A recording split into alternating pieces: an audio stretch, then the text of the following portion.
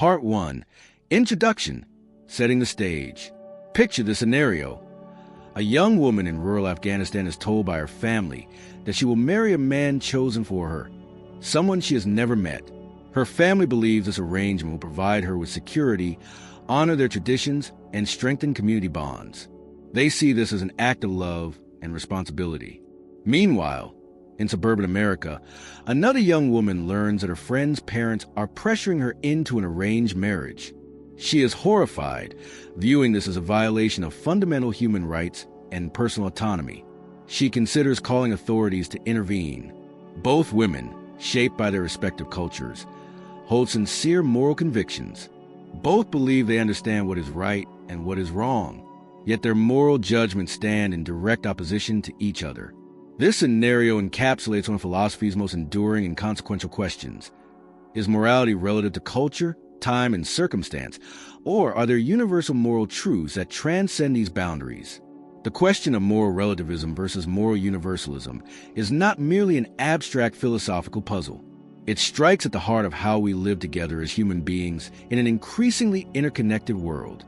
When we encounter practices that seem foreign or troubling to us, do we have the right, or even obligation, to judge them by our own moral standards? When international bodies condemn certain cultural practices as human rights violations, are they upholding universal truths or imposing their own cultural biases? When we look back at our ancestors' moral beliefs and find them wanting, does this represent genuine moral progress or simply the arbitrary shift of cultural winds? These questions have profound implications for law, politics, international relations, and personal conduct. They determine whether we can legitimately criticize practices like female circumcision, authoritarian governance, or economic exploitation when they occur within different cultural contexts. They influence how we approach multiculturalism within diverse societies, how we justify international interventions, and how we understand our own moral convictions. To understand the depth of this debate, we must first clarify what we mean by moral relativism and its alternatives. Moral relativism, in its strongest form, holds that moral judgments are not objectively true or false, but are instead relative to particular cultures, societies, or even individuals. According to this view, what is morally right in one culture may be morally wrong in another, and there is no neutral standpoint from which to judge between them. The moral relativist argues that statements like murder is wrong or helping others is good are not universal truths, but rather expressions of particular cultural values that have no validity beyond their specific context. This position stands in sharp contrast to moral universalism, which maintains that certain moral principles hold true regardless of cultural context. Universalists argue that while cultures may differ in their specific practices and beliefs, underlying these differences are fundamental moral truths that apply to all human beings. They contend that some actions are inherently right or wrong, just or unjust, regardless of whether particular cultures recognize these truths. Between these two poles lies a spectrum of more nuanced positions. Cultural relativism maintains that moral standards are determined by cultural groups rather than individuals, but still denies the existence of universal moral truths. Moral pluralism suggests that there may be multiple valid moral frameworks, each with its own internal coherence, without necessarily reducing to pure relativism. Contextual universalism argues for universal moral principles that must be applied with sensitivity to cultural context. The historical development of this debate reveals its complexity and enduring relevance.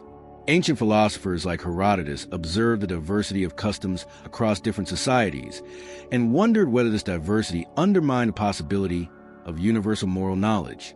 The Greek sophists, particularly Protagoras with his famous declaration that man is the measure of all things, challenged the notion of absolute truth and laid groundwork for relativistic thinking. However, other ancient thinkers pushed back against relativistic conclusions. Aristotle, while acknowledging cultural variation in specific practices, argued for universal principles of virtue and justice based on human nature. The Stoics developed elaborate theories of natural law that they believed applied to all rational beings regardless of their particular circumstances. The tension between these approaches has persisted throughout Western thought. Medieval philosophers like Thomas Aquinas synthesized Aristotelian ethics with Christian theology to argue for universal moral law grounded in human nature and divine command. The Enlightenment brought new urgency to these questions as European thinkers encountered radically different societies through exploration and colonization. Philosophers like David Hume noted the diversity of moral sentiments across cultures, while others like Immanuel Kant sought to establish universal moral principles through reason alone. The 20th century saw the debate take on new dimensions as anthropologists like Franz Boas and Ruth Benedict documented the extraordinary diversity of human cultures and challenged assumptions about moral universals. Their work provided empirical support for relativistic positions by showing how deeply moral beliefs were embedded in specific cultural contexts. Meanwhile, the horrors of 2 world wars and the Holocaust led many thinkers to insist on universal human rights and moral standards that could condemn atrocities regardless of their cultural context. Contemporary philosophy has continued to grapple with these issues, bringing new sophistication to both relativistic and universalistic positions. Philosophers like Gilbert Harman have developed subtle forms of moral relativism that avoid some traditional objections, while others like Thomas Nagel and Derek Parfit have offered new arguments for objective moral truth. The stakes of this debate extend far beyond academic philosophy. In our globalized world, we regularly encounter moral disagreements that seem to reflect deeper cultural differences. International human rights law assumes certain universal moral principles, yet critics argue that such law often reflects Western cultural biases. Multicultural societies must navigate tensions between respecting cultural diversity and maintaining social cohesion around shared values. Consider the practical challenges this creates. Should liberal democracies tolerate practices within immigrant communities that conflict with mainstream values? How should international organizations respond to governments that justify oppressive practices by appealing to cultural or religious traditions? When corporations operate across different cultural contexts, which moral standards should guide their behavior? These practical questions reflect deeper theoretical puzzles. If moral relativism is correct, then moral disagreement between cultures might be merely apparent. Each culture could be right within its own context, but this seems to drain moral discourse of its critical force. If every cultural practice is equally valid within its own context, then we lose the ability to critique injustice or work toward moral improvement. On the other hand, if moral universalism is correct, then some cultures are simply wrong about fundamental moral questions. This might seem to justify moral imperialism and cultural arrogance. It raises difficult questions about who has the authority to determine universal moral truths and how such truths can be known across cultural boundaries. The debate also connects to fundamental questions about human nature, rationality, and the sources of moral knowledge. Are human beings basically similar enough across cultures that they would naturally develop similar moral insights? Or are we so shaped by our cultural context that genuine moral universals are impossible? Can reason provide access to universal moral truths, or is moral knowledge inevitably tied to particular cultural traditions and experiences? As we embark on this philosophical journey, we must approach these questions with both rigor and humility. The arguments on different sides of this debate are sophisticated and compelling. Thoughtful people have reached different conclusions based on careful consideration of the evidence and arguments. Our goal is not to provide easy answers, but understand the complexity of the questions and the strength of various positions.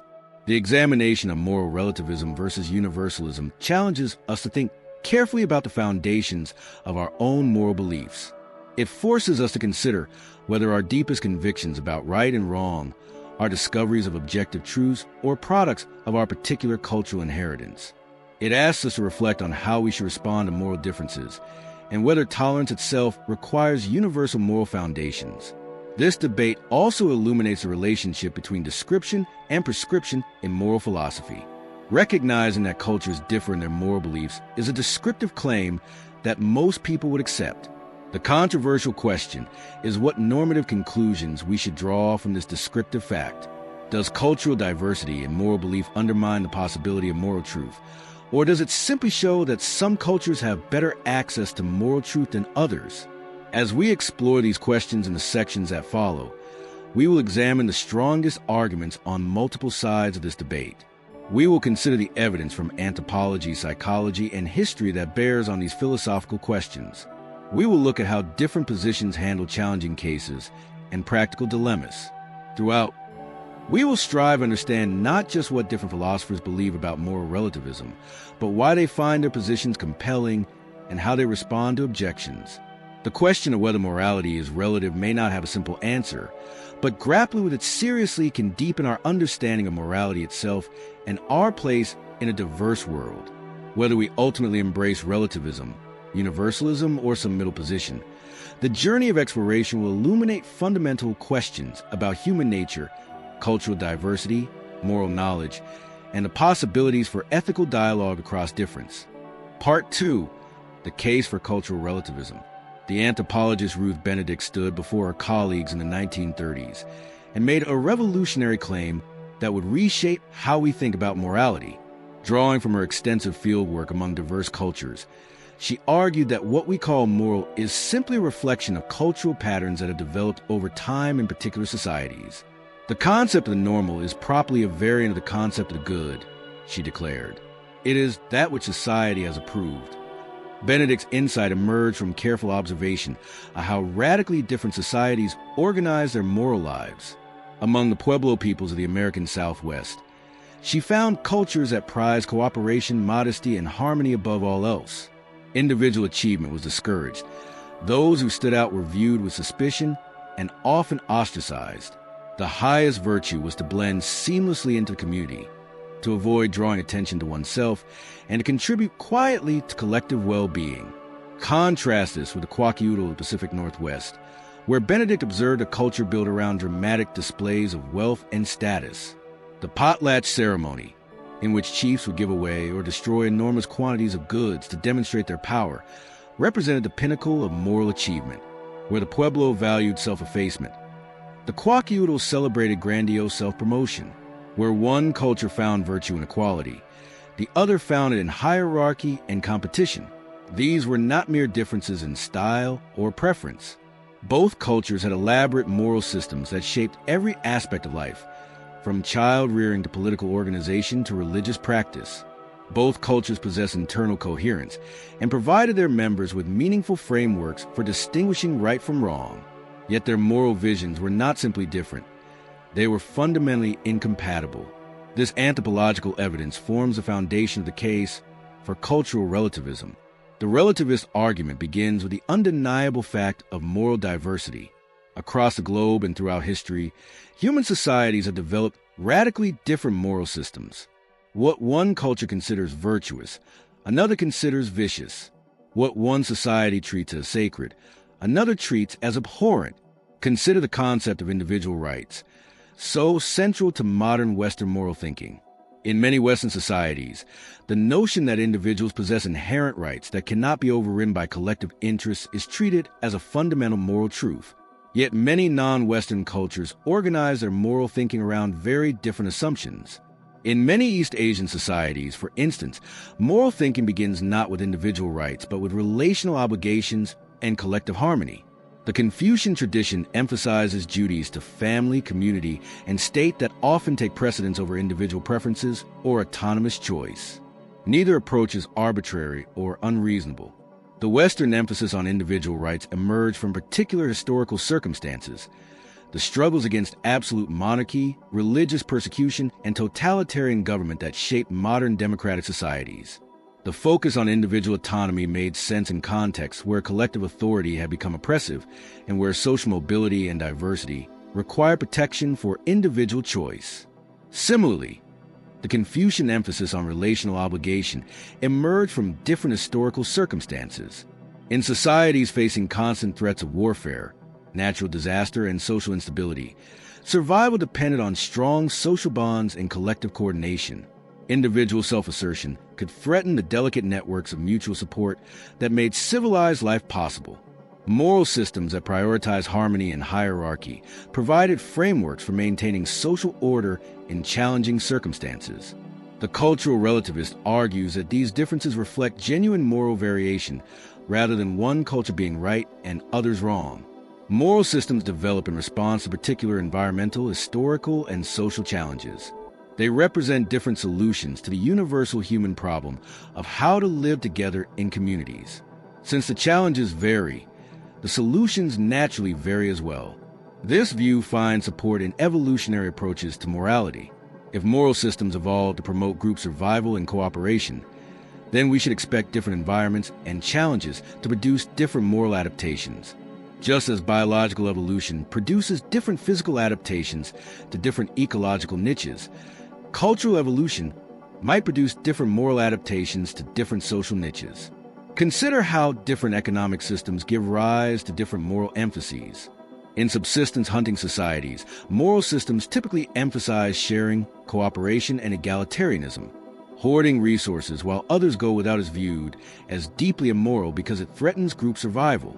In agricultural societies with stored surpluses, moral systems develop different emphases around property rights, inheritance, and social hierarchy.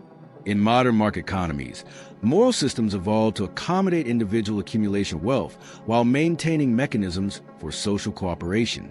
None of these moral systems is inherently superior to the others.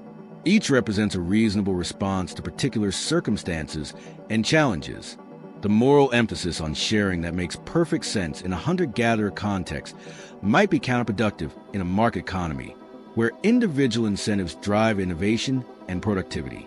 Conversely, the individual property rights that facilitate modern economic development might be destructive in a subsistence context where everyone's survival depends on collective sharing of resources.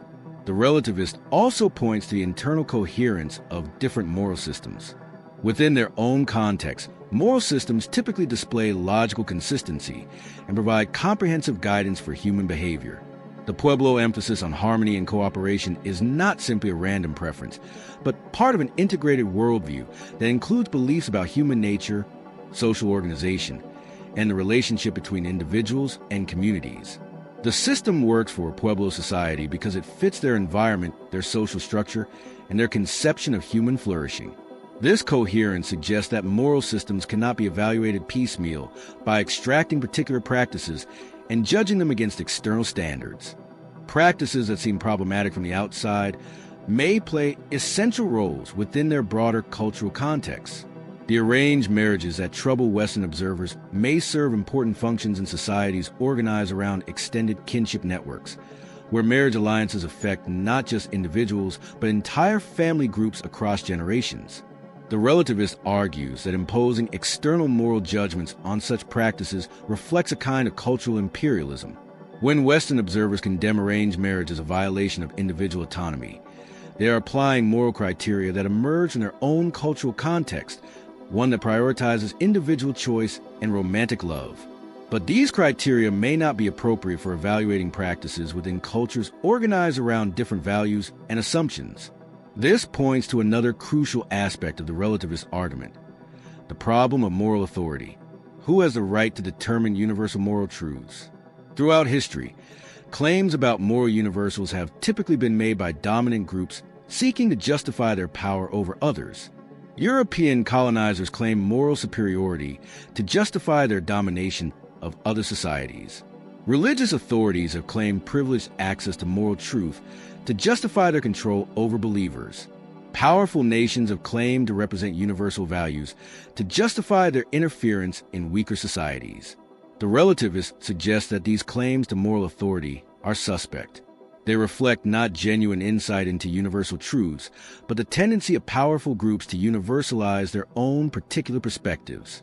True respect for human diversity requires acknowledging that different cultures may have different, but equally valid approaches to moral questions. This skepticism about moral authority extends to cross-cultural moral dialogue.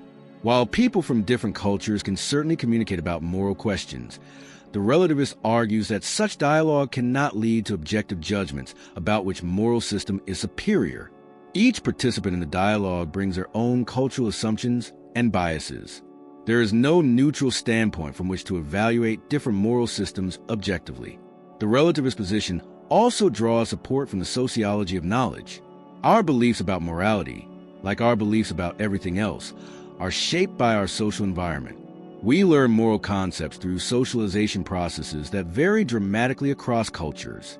The concepts we use to think about moral questions Concepts like rights, duties, virtue, justice, and fairness are cultural constructs that reflect particular ways of organizing social life. Even our most basic moral intuitions may be culturally variable. Research in moral psychology suggests that people from different cultures show different patterns of moral reasoning. Western subjects tend to focus on issues of individual rights and harm prevention, while subjects from other cultural backgrounds may place greater emphasis on loyalty, authority, and sanctity.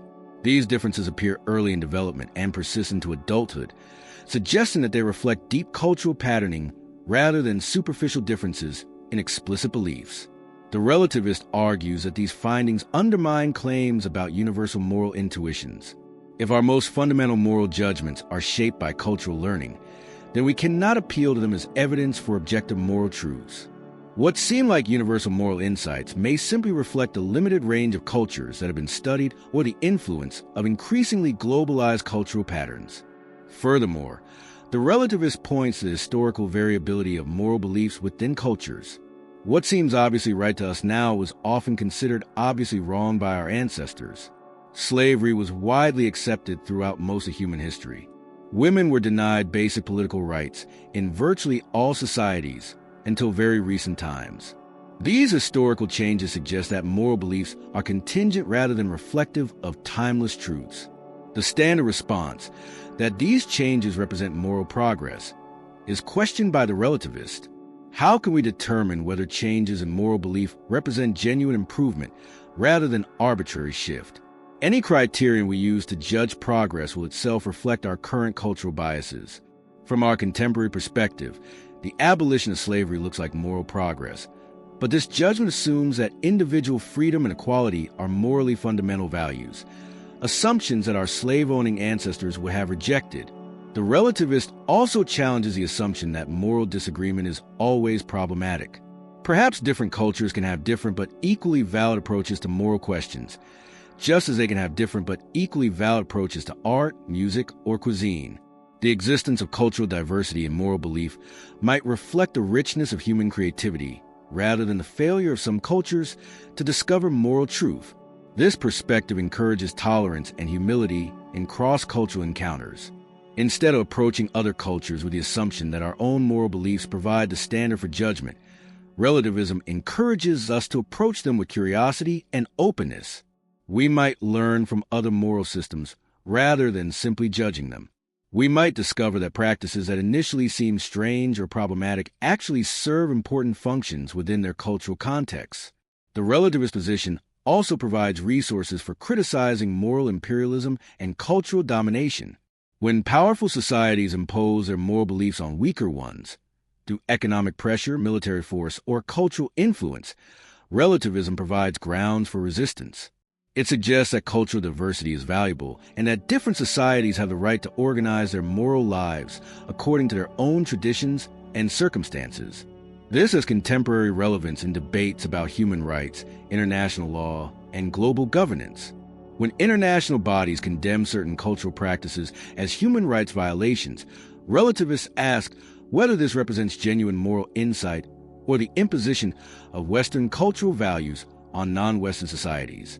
They argue for greater cultural sensitivity and respect for local traditions in international relations.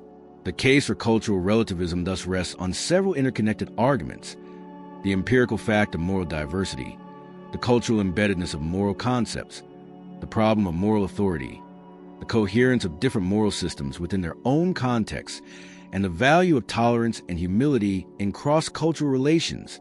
Together, these arguments challenge the assumption that there are universal moral truths that transcend cultural boundaries and suggest instead that morality is always relative to particular cultural contexts. Part 3, the Universalist Response. In 1948, representatives from 48 nations gathered in Paris to draft the Universal Declaration of Human Rights. Among them were Eleanor Roosevelt from the United States, Chang Peng-chun from China, Charles Mallard from Lebanon, and René Cassin from France. They came from vastly different cultural backgrounds, representing societies with distinct historical experiences, religious traditions, and political systems. Yet after months of intense deliberation, they reached consensus on fundamental principles: that all human beings are born free and equal in dignity and rights, that everyone has the right to life, liberty, and security of person, and that no one shall be subjected to torture or cruel, inhuman, or degrading treatment. This remarkable achievement challenges the relativist narrative. If moral beliefs were truly nothing more than arbitrary cultural constructs, how could representatives from such diverse backgrounds reach agreement on basic moral principles? The moral universalist argues that this consensus was possible because it reflected genuine moral truths that transcend cultural boundaries, truths that reasonable people from different cultures can recognize when they engage in careful moral reasoning. The universalist response to cultural relativism begins not by denying the reality of moral diversity, but by offering a different interpretation of what this diversity means. Where the relativist sees fundamental disagreement about moral truth, the universalist sees surface variation overlaying deeper agreement about moral foundations.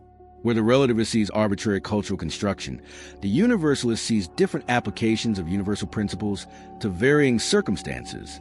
Consider more carefully the anthropological evidence that relativists cite. Yes, cultures differ dramatically in their specific practices and explicit moral codes.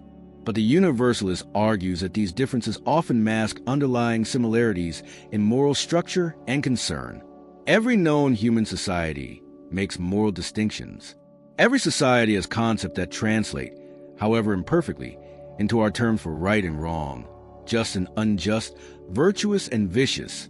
Every society struggles with questions about how individuals should treat one another, how communities should be organized, and what constitutes a good life. More importantly, every society grapples with the same fundamental moral challenges that arise from human nature and the human condition. All societies must address the tension between individual desires and collective needs. All must develop mechanisms for resolving conflicts without destroying social bonds. All must establish systems for raising children, caring for the vulnerable, and passing on cultural knowledge. All must create frameworks for cooperation that can survive the inevitable presence of self-interest, deception, and free riding. These universal challenges generate universal moral concerns that appear in different forms across cultures. The anthropologist Richard Schroeder, initially a critic of moral universalism, eventually acknowledged that his research revealed common moral themes across cultures: concerns with harm and care, fairness and reciprocity, loyalty and group solidarity, respect for authority and hierarchy, and purity and sanctity. While cultures differ in how they prioritize and interpret these concerns, the underlying moral foundations appear to be human universals. This analysis suggests that apparent moral disagreements between cultures often reflect different weightings of shared moral values rather than fundamental conflicts about moral truth. When Western liberals criticize arranged marriage as a violation of individual autonomy, and traditional cultures defend it as expressing care for family welfare, both sides may be appealing to genuine moral values, autonomy and care, that exist in all human societies. The disagreement concerns which values should take precedence in particular circumstances, rather than whether these values have any validity at all. The universalist finds further support in the phenomenon of moral convergence under similar conditions. When societies face similar challenges or undergo similar social transformations, their moral systems tend to evolve in similar directions, regardless of their different cultural starting points. The development of urban civilization, for instance, has repeatedly produced similar moral innovations: legal codes that apply equally to all citizens, professional ethics for specialized occupations, and expanded concepts of justice that transcend kinship groups. The rise of modern democratic societies provides an even more striking example. Starting from very different cultural traditions, Confucian, Islamic, Hindu, Christian, and secular, societies that have undergone modernization have developed remarkably similar moral and political institutions. Constitutional governments with checks on arbitrary power, legal systems that protect individual rights, and economic systems that balance private initiative with public welfare. These convergences suggest that certain moral and political arrangements are not merely cultural preferences, but responses to universal features of human nature and social organization. The universalist also challenges the relativist account of moral reformers and social critics. If moral beliefs were simply arbitrary cultural constructs with no objective foundation, moral reformers would have no grounds for their critiques beyond personal preference or cultural deviance. But moral reformers throughout history have appealed to principles they claim were more fundamental than existing cultural practices. They have argued that certain traditional practices were wrong not just by their personal standards, but by standards that should be recognized by all reasonable people. Consider the moral arguments that drove the abolition of slavery. Abolitionists did not simply assert that slavery violated the moral preferences of their particular cultural subgroup. Instead, they developed sophisticated arguments about human nature, natural rights, divine command, and rational principle. They argued that slavery contradicted fundamental moral truths that were recognized, at least implicitly, even by slave-holding societies. Frederick Douglass, himself an escaped slave, did not appeal only to the moral sensibilities of Northern abolitionists. He crafted arguments designed to convince anyone willing to engage in rational moral reflection. He pointed out contradictions between slaveholders' own professed beliefs about human dignity and their treatment of slaves. He appealed to shared moral intuitions about the wrongness of cruelty and the value of freedom. He argued that slavery corrupted both slaves and masters in ways that any honest observer could recognize. Similar patterns appear in other moral reform movements. The advocates for women's suffrage appeal to principles of political equality and rational agency that they argue were already implicit in democratic theory. Civil rights leaders like Martin Luther King Jr. appealed to constitutional principles, religious teachings, and philosophical arguments about human dignity that transcended the particular moral beliefs of any single cultural group. Environmental activists appealed to intergenerational responsibility and stewardship that they claim should be recognized by people from all cultural backgrounds. The Universalist argues that the success of these moral arguments provides evidence for moral objectivity. If moral beliefs were purely arbitrary cultural constructs, moral reformers would have no grounds for expecting their arguments to convince people from different cultural backgrounds. The fact that moral arguments can be persuasive across cultural boundaries suggests that they appeal to share rational capacities and moral insights. The phenomenon of moral progress provides perhaps the strongest universalist argument against relativism. Over the past several centuries, human societies have witnessed remarkable transformations in moral belief and practice. Slavery, once practiced in virtually all complex societies, has been abolished worldwide and is now universally condemned in international law. Women, once denied basic political rights in almost all societies, have gained legal equality in most of the world. Children, once treated largely as property of their parents, are now recognized as having independent rights and interests. Racial and ethnic minorities, once subject to systematic discrimination and persecution, have gained legal protections and social recognition in many societies. These changes have occurred across cultures with very different moral traditions. Christian, Islamic, Hindu, Buddhist, Confucian, and secular societies have all moved in similar directions on these issues. This convergence cannot be explained as mere cultural diffusion or Western imperialism, because many of the changes occurred independently in different cultural contexts and often face resistance from established Western powers. The Universalist argues that this pattern of moral convergence reflects a gradual recognition of moral truths that were always valid but not always acknowledged. The abolition of slavery did not make slavery wrong. Slavery was always wrong, but many people fail to recognize this truth due to self-interest, cultural prejudice, or inadequate moral reasoning. The expansion of women's rights did not create women's moral equality. It recognized an equality that existed all along, but was obscured by patriarchal ideology and practice. This interpretation gained support from the nature of moral arguments that drove these changes. Moral reformers did not simply assert new cultural preferences. They developed sophisticated arguments, showing that existing practices contradicted principles that their societies already claimed to accept. They pointed out inconsistencies, appealed to shared moral intuitions, and demonstrated the harmful consequences of existing practices. These arguments succeeded because they revealed genuine moral insights that could be recognized by people willing to engage in honest moral reflection. The Universalist also addresses relativist concerns about moral authority and cultural imperialism. Recognizing universal moral truths does not require believing that any particular culture has privileged access to moral knowledge, or that moral uniformity is desirable.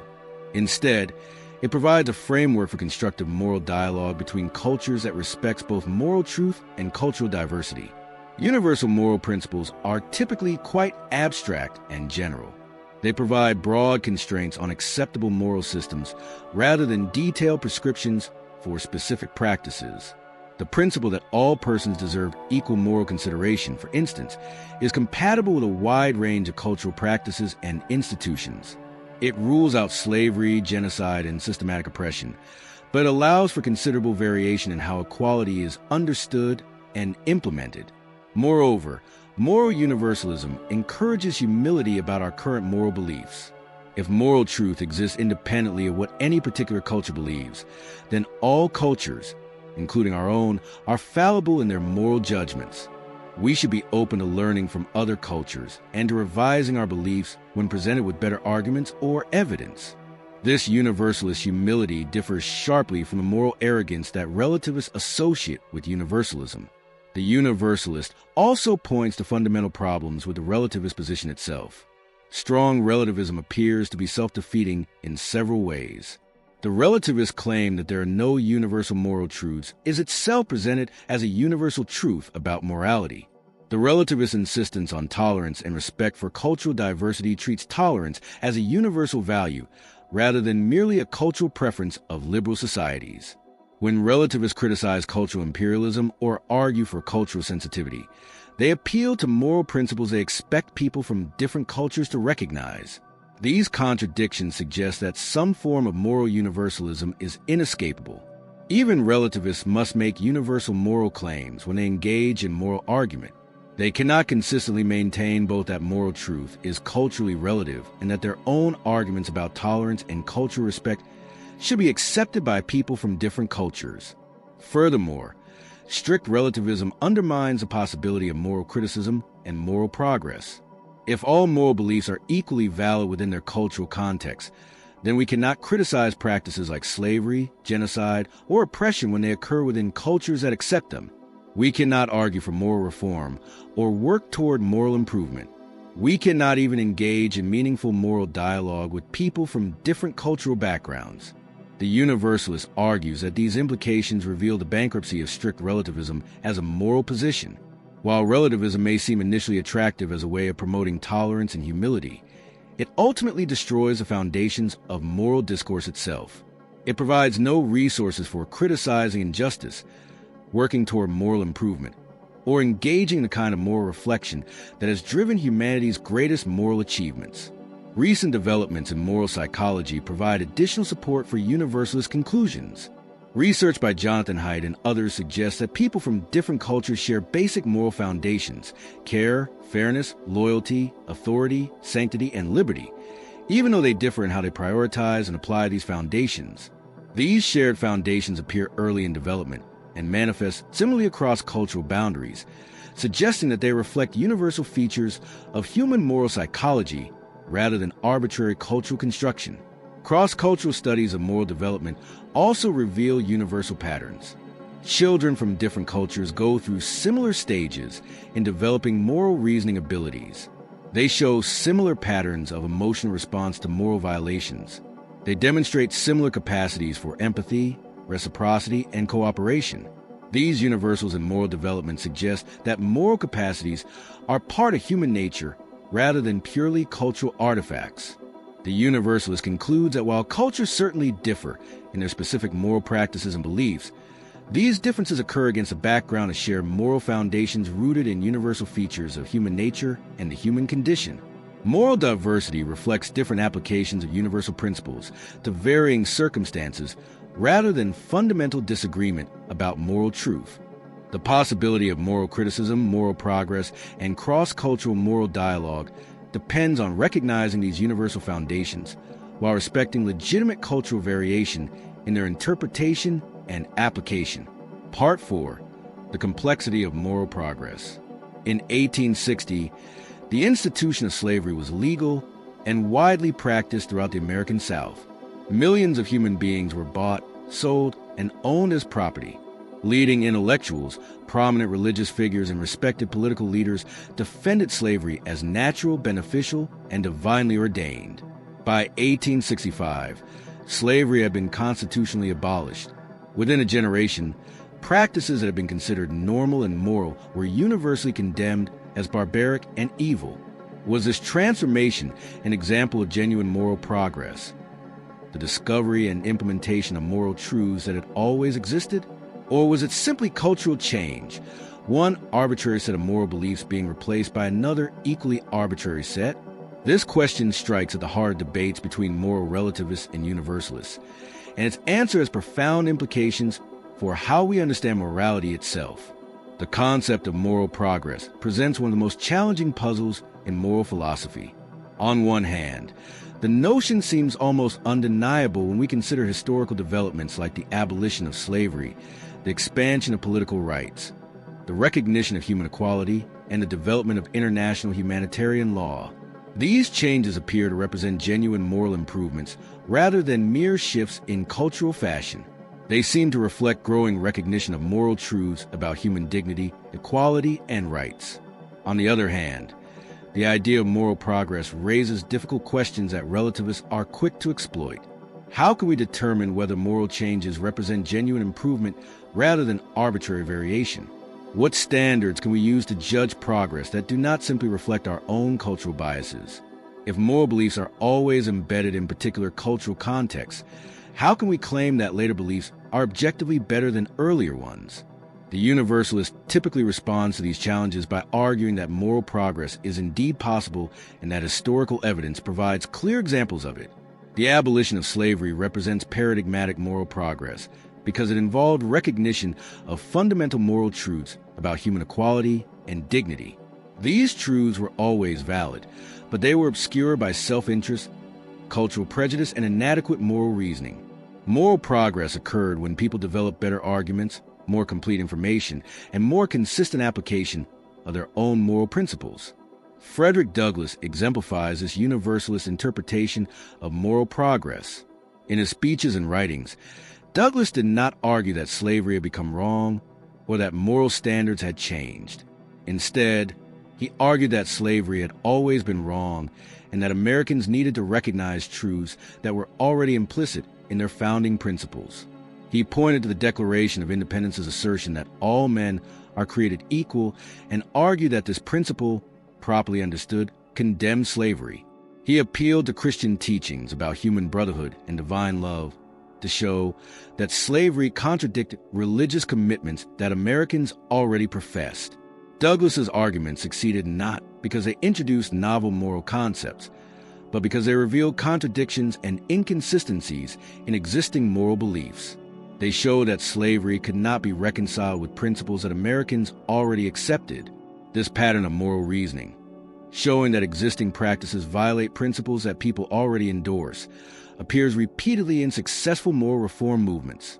The women's suffrage movement followed a similar pattern. Suffragettes did not argue that women had suddenly acquired the capacity for rational political judgment. Instead, they argued that women had always possessed this capacity and that denying them political rights contradicted democratic principles that society already endorsed. They showed that arguments used to exclude women from voting could be used equally well to exclude men, revealing the arbitrary and inconsistent nature of gender-based political exclusions. The civil rights movement provides another compelling example. Leaders like Martin Luther King Jr. did not argue that racial equality had become morally required due to changing social conditions. Instead, they argued that racial equality had always been morally required and that American society needed to live up to its founding ideals. King's letter from Birmingham jail appeals repeatedly to principles: justice, human dignity, divine command, natural law, that he claimed were universally valid rather than culturally relative. These examples suggest a general pattern in moral progress. Successful moral reforms typically involve showing that existing practices contradict deeper moral principles that society already accepts, at least in theory. They reveal inconsistencies, point out hypocrisies, and demand that people apply their stated principles more consistently and completely. This process presupposes that there are objective moral truths that can be discovered through rational reflection and moral argument. The universalist also points to cross-cultural patterns of moral development as evidence for objective moral progress. The abolition of slavery, The expansion of women's rights and the development of human rights concepts have occurred across cultures with very different moral traditions. These convergences cannot be explained simply as Western cultural imperialism, because many of the changes occurred independently or even in opposition to Western influence. Consider the development of environmental consciousness over the past century. Concerns about environmental protection and sustainability have emerged across cultures with very different religious and philosophical traditions. Indigenous peoples, drawing on animistic and spiritual traditions, developed sophisticated concepts of environmental stewardship. Eastern religions like Buddhism and Hinduism contributed ideas about interconnectedness and respect for all life. Western science provided detailed understanding of ecological systems and environmental threats. Secular philosophies developed new concepts of intergenerational responsibility and planetary ethics. These diverse traditions converge on similar conclusions: that human beings have moral obligations to protect the natural environment, that short-term economic interests must be balanced against long-term environmental sustainability, and that current generations bear responsibility for the welfare of future generations. This convergence suggests that environmental ethics reflects genuine moral insights rather than arbitrary cultural preferences. However, the relativist offers a powerful challenge to this interpretation of moral progress. How can we determine that changes in moral belief represent genuine improvement rather than arbitrary variation? Any criteria we use to judge progress will themselves reflect our current moral beliefs, which may be no more valid than the beliefs they replaced. From our contemporary perspective, the abolition of slavery looks like moral progress, but this judgment assumes that individual freedom and equality are fundamental moral values. Our slave-owning ancestors would have rejected these assumptions. The relativist points out that people in every era have believed that their moral views represented progress over earlier views. Medieval Christians believed that their moral system represented progress over pagan morality. Enlightenment thinkers believed that their rational ethics represented progress over religious superstition. 19th century progressives believed that their social reforms represented moral advancement over traditional practices. Contemporary liberals believe that their values represent progress over earlier forms of discrimination and oppression. But if every generation believes it has achieved moral progress, how can we determine which claims are valid? The relativist argues that this pattern reveals the illusory nature of moral progress. What we interpret as moral progress may simply be cultural change driven by economic, political, and social forces rather than growing insight into moral truth. Consider how economic and technological changes have influenced moral beliefs. The abolition of slavery coincided with industrialization, which made slave labor less economically efficient than wage labor. The expansion of women's rights coincided with economic changes that required female participation in the workforce. The development of environmental consciousness coincided with technological developments that made environmental damage more visible and threatening. These correlations suggest that moral changes may be driven by practical considerations rather than moral insights. Perhaps slavery was abolished not because people recognized its inherent wrongness, but because it became economically inefficient. Perhaps women gained rights not because of growing recognition of their equality, but because economic conditions required their participation in public life. Perhaps environmental protection gained support not because of moral enlightenment, but because environmental threats became too obvious to ignore. The relativist also questions whether apparent moral improvements are truly universal. While slavery has been legally abolished worldwide, practices that closely resemble slavery persist in many parts of the world. Human trafficking, debt bondage, and forced labor affect millions of people today. Similarly, while women have gained legal equality in many societies, gender discrimination and violence against women remain widespread. The gap between moral ideals and actual practices suggests that apparent moral progress may be more superficial than universalists claim. Furthermore, moral progress in some areas has coincided with moral regression in others. The same period that witnessed the abolition of slavery also saw unprecedented warfare, genocide, and systematic violence. The 20th century, often celebrated for its advances in human rights and democracy, was also the century of the Holocaust, Stalin's purges, and numerous other atrocities. This mixed record complicates simple narratives of moral progress. The relativist argues that these patterns reveal the contingent and contextual nature of moral change. Different societies develop different solutions to their particular challenges, and these solutions reflect practical necessities rather than universal moral truths. What we interpret as moral progress may simply be adaptation to changing circumstances rather than growing insight into objective moral reality. However, the universalist has responses to these relativist challenges. First, the fact that moral progress is gradual and incomplete does not invalidate the concept. Physical science also progresses gradually and incompletely, with many false starts and partial understanding. But this does not lead us to conclude that there are no objective facts about the natural world. Moral progress may be more difficult than scientific progress because moral questions involve emotions, interests, and deeply held beliefs that resist change. But this practical difficulty does not imply that objective moral truth is impossible. Second, the correlation between moral changes and economic or technological developments does not necessarily undermine claims about moral progress. Economic and technological changes may create conditions that make moral insights more visible or practically feasible rather than determining moral beliefs directly. The abolition of slavery may have been facilitated by economic changes, but economic considerations alone cannot explain why abolitionists develop sophisticated moral arguments about human dignity and equality rather than simply advocating for more efficient economic systems. The universalist also argues that the persistence of practices like slavery and discrimination actually supports rather than undermines claims about moral progress. These practices persist precisely because they violate widely accepted moral principles. They require concealment, rationalization, and systematic deception in ways that accepted practices do not. The fact that human trafficking operates in the shadows and is universally condemned when exposed suggests that it violates genuine moral truths rather than merely contemporary cultural preferences.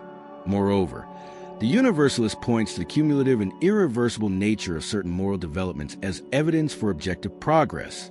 While there may be temporary reversals and incomplete implementation, certain moral insights seem to represent permanent advances in human understanding.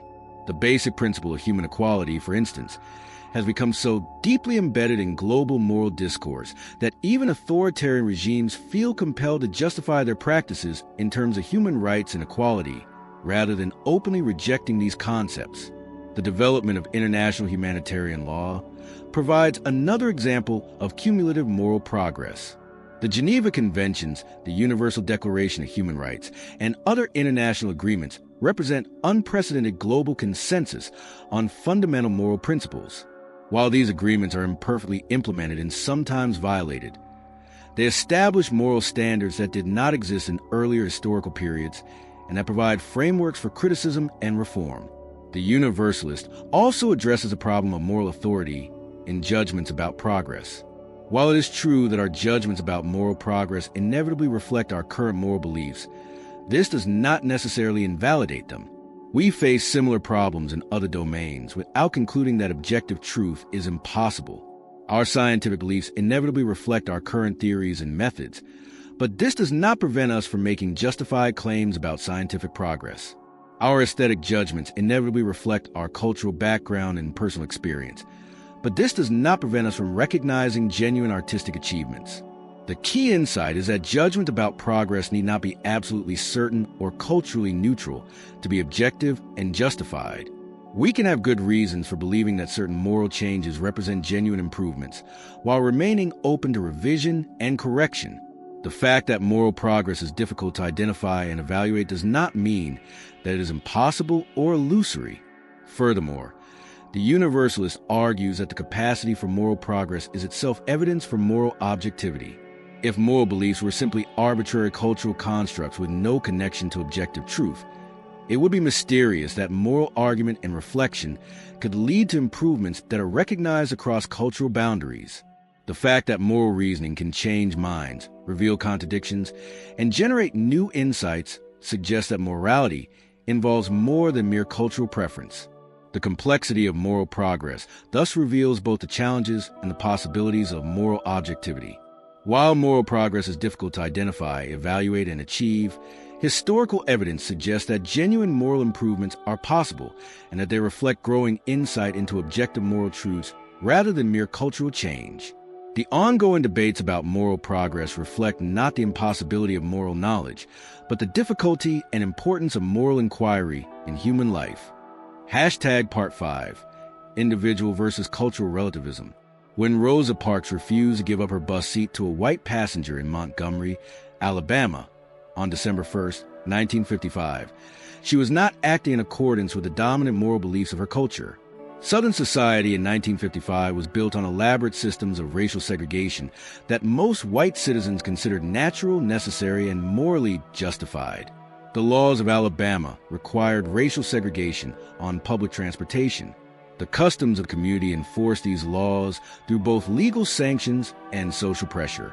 Yet Parks, drawing on moral convictions that contradicted her cultural context, chose to resist. Parks's act of defiance illuminates a fundamental tension within relativistic thinking. If moral beliefs are determined by cultural context, how do we explain the existence of moral dissidents like Parks who reject their culture's dominant moral views? If culture shapes moral judgment so powerfully, where do moral reformers find the resources to criticize their own societies? And if moral truth is relative to cultural consensus, what moral authority do individual critics possess when they challenge prevailing practices? This tension reveals a crucial distinction that often gets lost in debates about moral relativism: the difference between cultural relativism and individual moral relativism. Cultural relativism holds that moral truth is relative to cultures or societies, that what is morally right within a given culture is determined by the dominant beliefs and practices of that culture. Individual moral relativism, sometimes called subjectivism, holds that moral truth is relative to individuals, that what is morally right for any person is determined by that person's own beliefs, attitudes, or choices. These positions, while related, have very different implications. Cultural relativism suggests that Rosa Parks was acting immorally because she violated the moral standards of her society. Individual relativism suggests that Parks was acting morally if her action aligned with her personal moral beliefs, regardless of what her society believed. The difference is crucial for understanding how relativism handles moral dissent, reform, and individual conscience. Cultural relativism faces what philosophers call the problem of the moral reformer. If moral truth is determined by cultural consensus, then individuals who challenge dominant cultural beliefs are necessarily wrong. They are imposing their personal preferences against the collective wisdom of their society. This implication seems to render moral criticism and reform illegitimate in principle, since reformers are by definition opposing the cultural standards that determine moral truth within their context. This problem becomes particularly acute when we consider history's most celebrated moral reformers.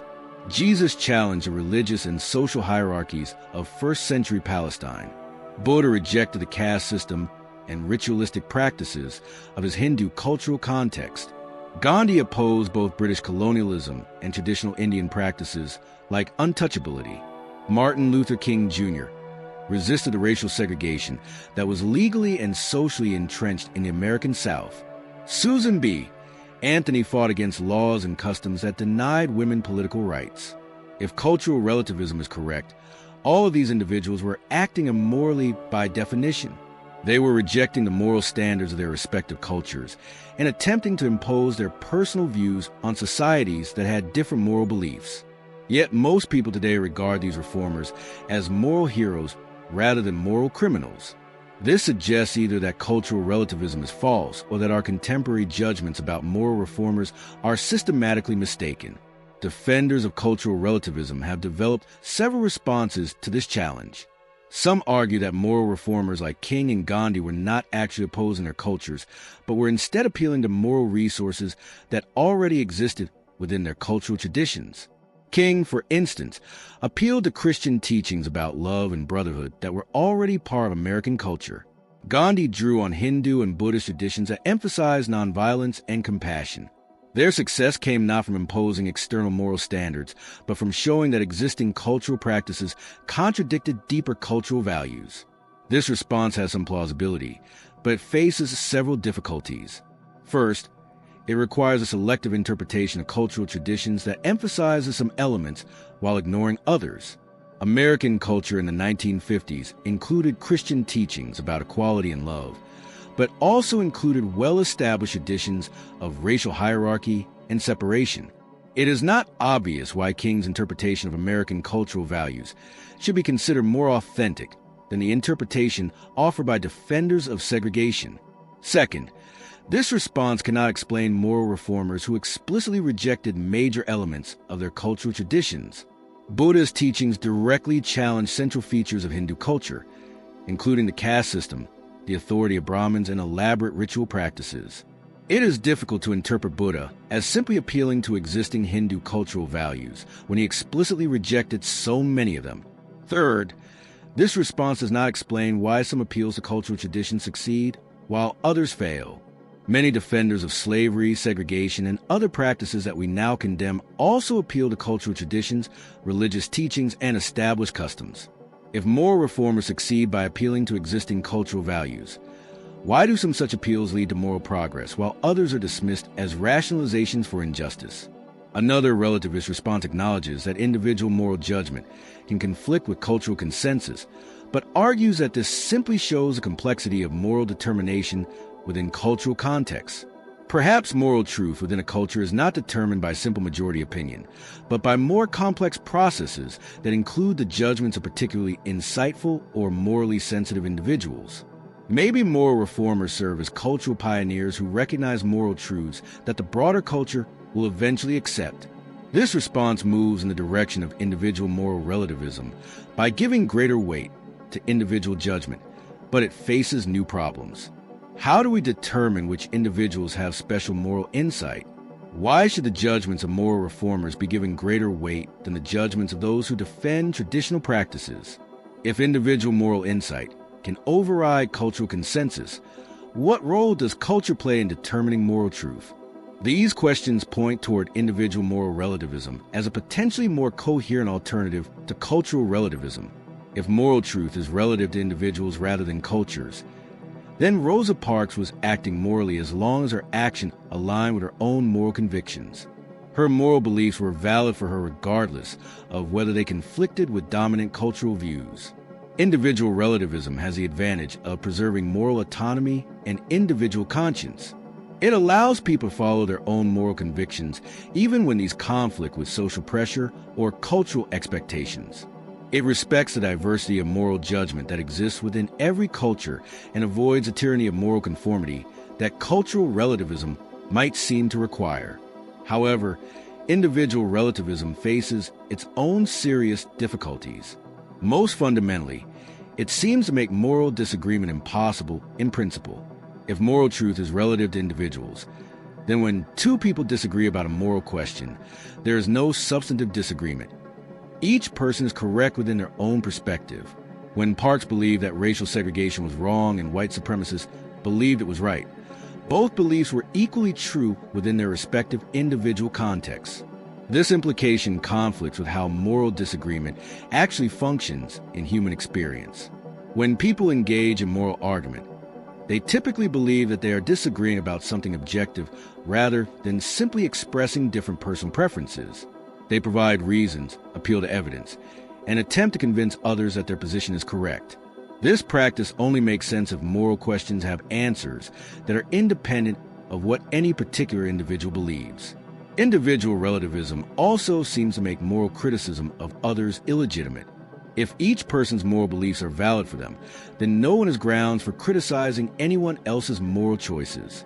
Hitler's moral beliefs were valid for him. Stalin's were valid for him, and so on. This implication seems to undermine the possibility of holding people morally responsible for their actions or working toward moral improvement in society. Furthermore, individual relativism faces what philosophers call the problem of moral development. People's moral beliefs change over time, often in response to new experiences, arguments, or reflection. When someone comes to believe that they were previously mistaken about a moral question, individual relativism implies that their earlier belief was true at the time they held it, and their later belief is true at the time they hold it. But this seems to mischaracterize the phenomenology of moral development. People typically believe that their later moral insights represent discoveries about truths that existed all along rather than arbitrary changes in personal preference. These problems with both cultural and individual relativism have led some philosophers to develop hybrid positions that attempt to capture the insights of relativistic thinking while avoiding their most problematic implications. One such approach is the idea of contextual relativism, which holds that moral truth is relative to specific contexts or situations rather than to cultures or individuals as such. According to contextual relativism, the moral status of actions depends on their particular circumstances rather than on universal principles or cultural consensus.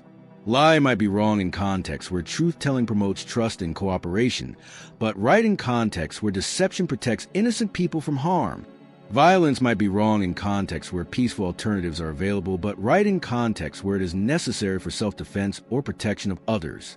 This approach has the advantage of acknowledging that moral judgment must be sensitive to particular circumstances, while maintaining that there can be correct answers to moral questions within specific contexts. It avoids the extreme implications of individual relativism, while providing more flexibility than universal moral principles might allow.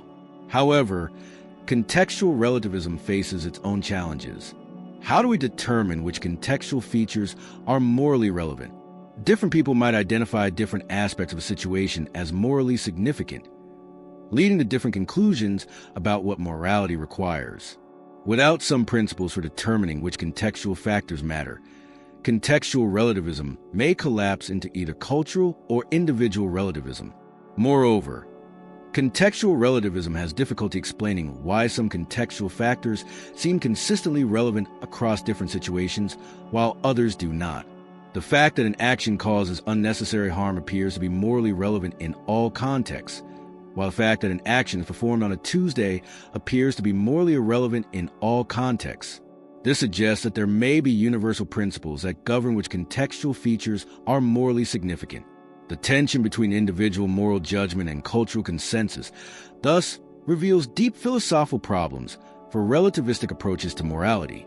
Cultural relativism has difficulty explaining moral reform and individual conscience, while individual relativism makes moral disagreement and criticism impossible. Hybrid approaches like contextual relativism offer some promise, but face their own theoretical challenges.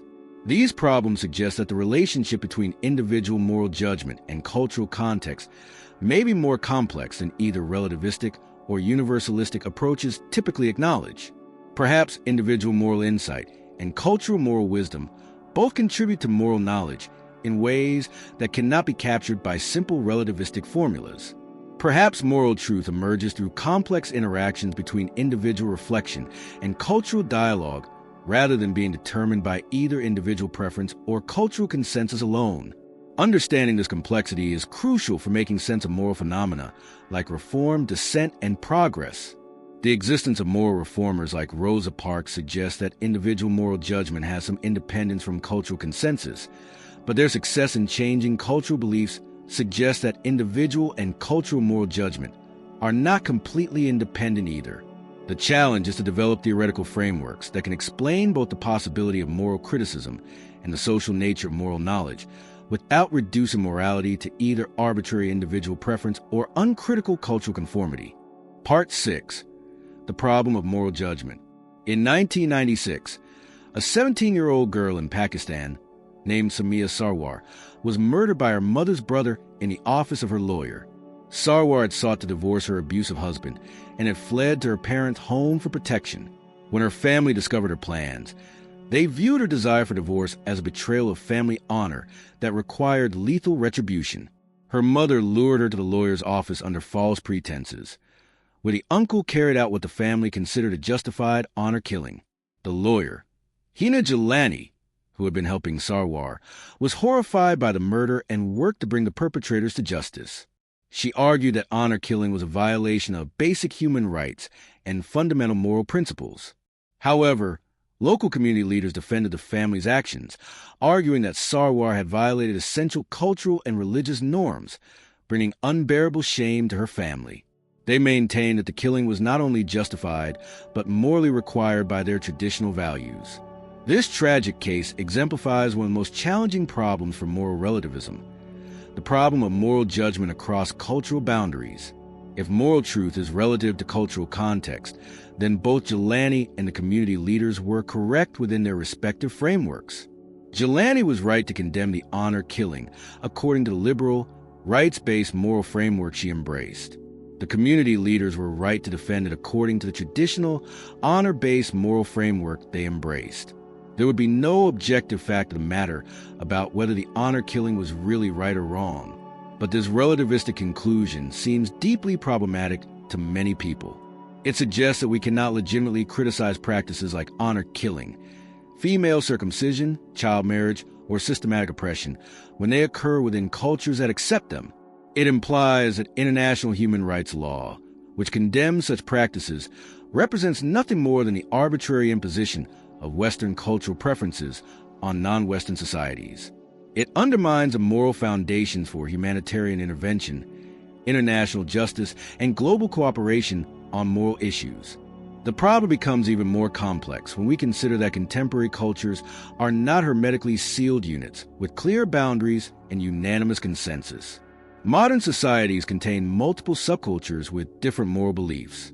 Immigrant communities may maintain traditional practices that conflict with the dominant values of their new societies. Religious minorities may follow moral codes that differ from secular majority values. Professional groups may develop specialized ethical standards that conflict with broader social norms. If moral truth is relative to culture, which culture determines moral truth in these complex circumstances? When Samia Sarwar sought divorce, should her actions be evaluated according to the traditional Pashtun cultural values of her family, the modern Pakistani legal framework that guaranteed her rights, or the international human rights standards that condemned honor killing? Each framework would yield different moral conclusions, and it is not obvious how a relativist could choose between them without abandoning relativism itself. Some relativists respond to these challenges by embracing what might seem like an extreme conclusion, that moral judgment across cultural boundaries is indeed impossible and illegitimate. They argue that the apparent problems with this position reflect not the inadequacy of relativism, but the arrogance and cultural imperialism of universalistic thinking. From this perspective, when Western human rights advocates criticize honor killing, they are not uncovering universal moral truths, but rather imposing their own cultural values on societies with different moral frameworks. This radical relativistic position has some historical support. Throughout history, dominant cultures have frequently used claims about universal moral truth to justify the subjugation and exploitation of other cultures. European colonizers claimed moral superiority to justify their domination of indigenous peoples. Religious authorities have claimed privileged access to moral truth to justify persecution of heretics and non-believers. Powerful nations have claimed to represent universal values to justify military interventions and political interference in weaker societies. The relativist argues that contemporary international human rights discourse often functions in similar ways. The Universal Declaration of Human Rights, despite its name and aspirations, was drafted primarily by representatives of Western nations and reflects distinctively Western moral concepts. The emphasis on individual rights, personal autonomy, and gender equality that characterizes international human rights law may represent particular cultural values rather than universal moral truths. Moreover, the relativist points out, international pressure for human rights often seems to be applied selectively, focusing on practices that Western societies find particularly troubling while ignoring human rights violations that Western societies tolerate or perpetrate. This selectivity suggests that human rights discourse may serve political and economic interests rather than genuine moral commitments. However, critics of this radical relativistic position argue that it leads to moral nihilism and practical paralysis. If moral judgment across cultural boundaries is impossible, then we cannot criticize genocide, slavery, torture, or systematic oppression when they occur within cultures that accept them. We cannot support victims of such practices or work to protect vulnerable people from harm. We cannot engage in a kind of moral dialogue and cooperation that global challenges like climate change, poverty, and disease require. Furthermore, this radical position seems to contradict the moral commitments that motivate relativism itself. When relativists argue for tolerance and respect for cultural diversity, they appeal to moral principles, tolerance, respect, equality, that they expect people from different cultures to recognize. When they criticize cultural imperialism and moral arrogance, they make moral judgments that transcend particular cultural boundaries. The relativist position thus seems to presuppose some universal moral standards, even while denying their possibility. This internal tension has led many philosophers to develop more moderate forms of relativism that attempt to preserve cross-cultural moral judgment while maintaining sensitivity to cultural differences. One such approach distinguishes between core universal principles and their culturally variable applications. According to this view, principles like avoid unnecessary harm and treat people with respect are universal, but different cultures may have legitimate disagreements about how these principles should be applied in specific circumstances. From this perspective, honor killing would be universally wrong because it involves the unnecessary killing of innocent people. However, different cultures might have legitimate disagreements about appropriate responses to marital conflict, the role of family in individual decision-making, and the balance between individual autonomy and social cohesion. The universal principle against unnecessary harm rules out murder as a response to family conflict, but it allows for cultural variation in other aspects of family life. This moderate position faces several challenges. First, the distinction between universal principles and culturally variable applications is often unclear. Is the principle avoid unnecessary harm really universal if cultures disagree about what counts as harm and when harm is necessary? Different cultures have very different concepts of psychological harm, spiritual harm, and social harm. They also disagree about when harm is justified by competing values like honor, loyalty, or divine command. Second, this approach requires making judgments about which cultural practices violate universal principles and which represent legitimate cultural variation. These judgments inevitably reflect the moral beliefs of those making them. When Western human rights advocates argue that certain traditional practices violate universal principles while others represent legitimate cultural differences, they are applying standards that may themselves be culturally biased. Third, even apparently universal principles like avoid unnecessary harm may be more culturally specific than they initially appear. The emphasis on avoiding harm reflects particular assumptions about what matters morally that may not be shared across cultures. Some cultures prioritize loyalty, honor, or spiritual purity over harm avoidance and may consider these values more fundamental than individual welfare. Another approach to the problem of cross-cultural moral judgment appeals to the idea of overlapping consensus. Even if cultures disagree about many moral questions, they may agree about others.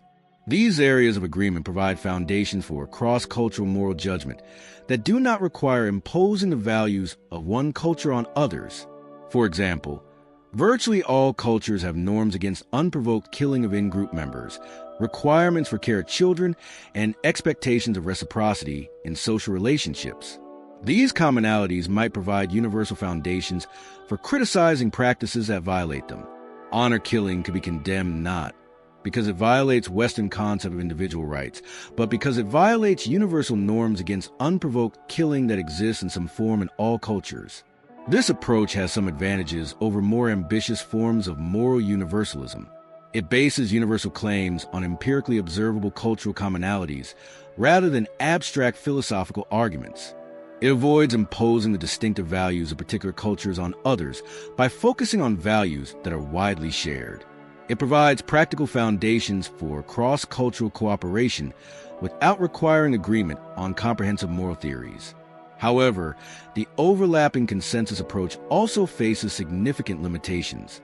First, the areas of genuine cross-cultural agreement may be quite narrow and abstract. While most cultures prohibit unprovoked killing of in-group members, they disagree dramatically about who counts as an in-group member, what constitutes adequate provocation, and what forms of killing are permissible. These disagreements may undermine the practical value of apparent consensus.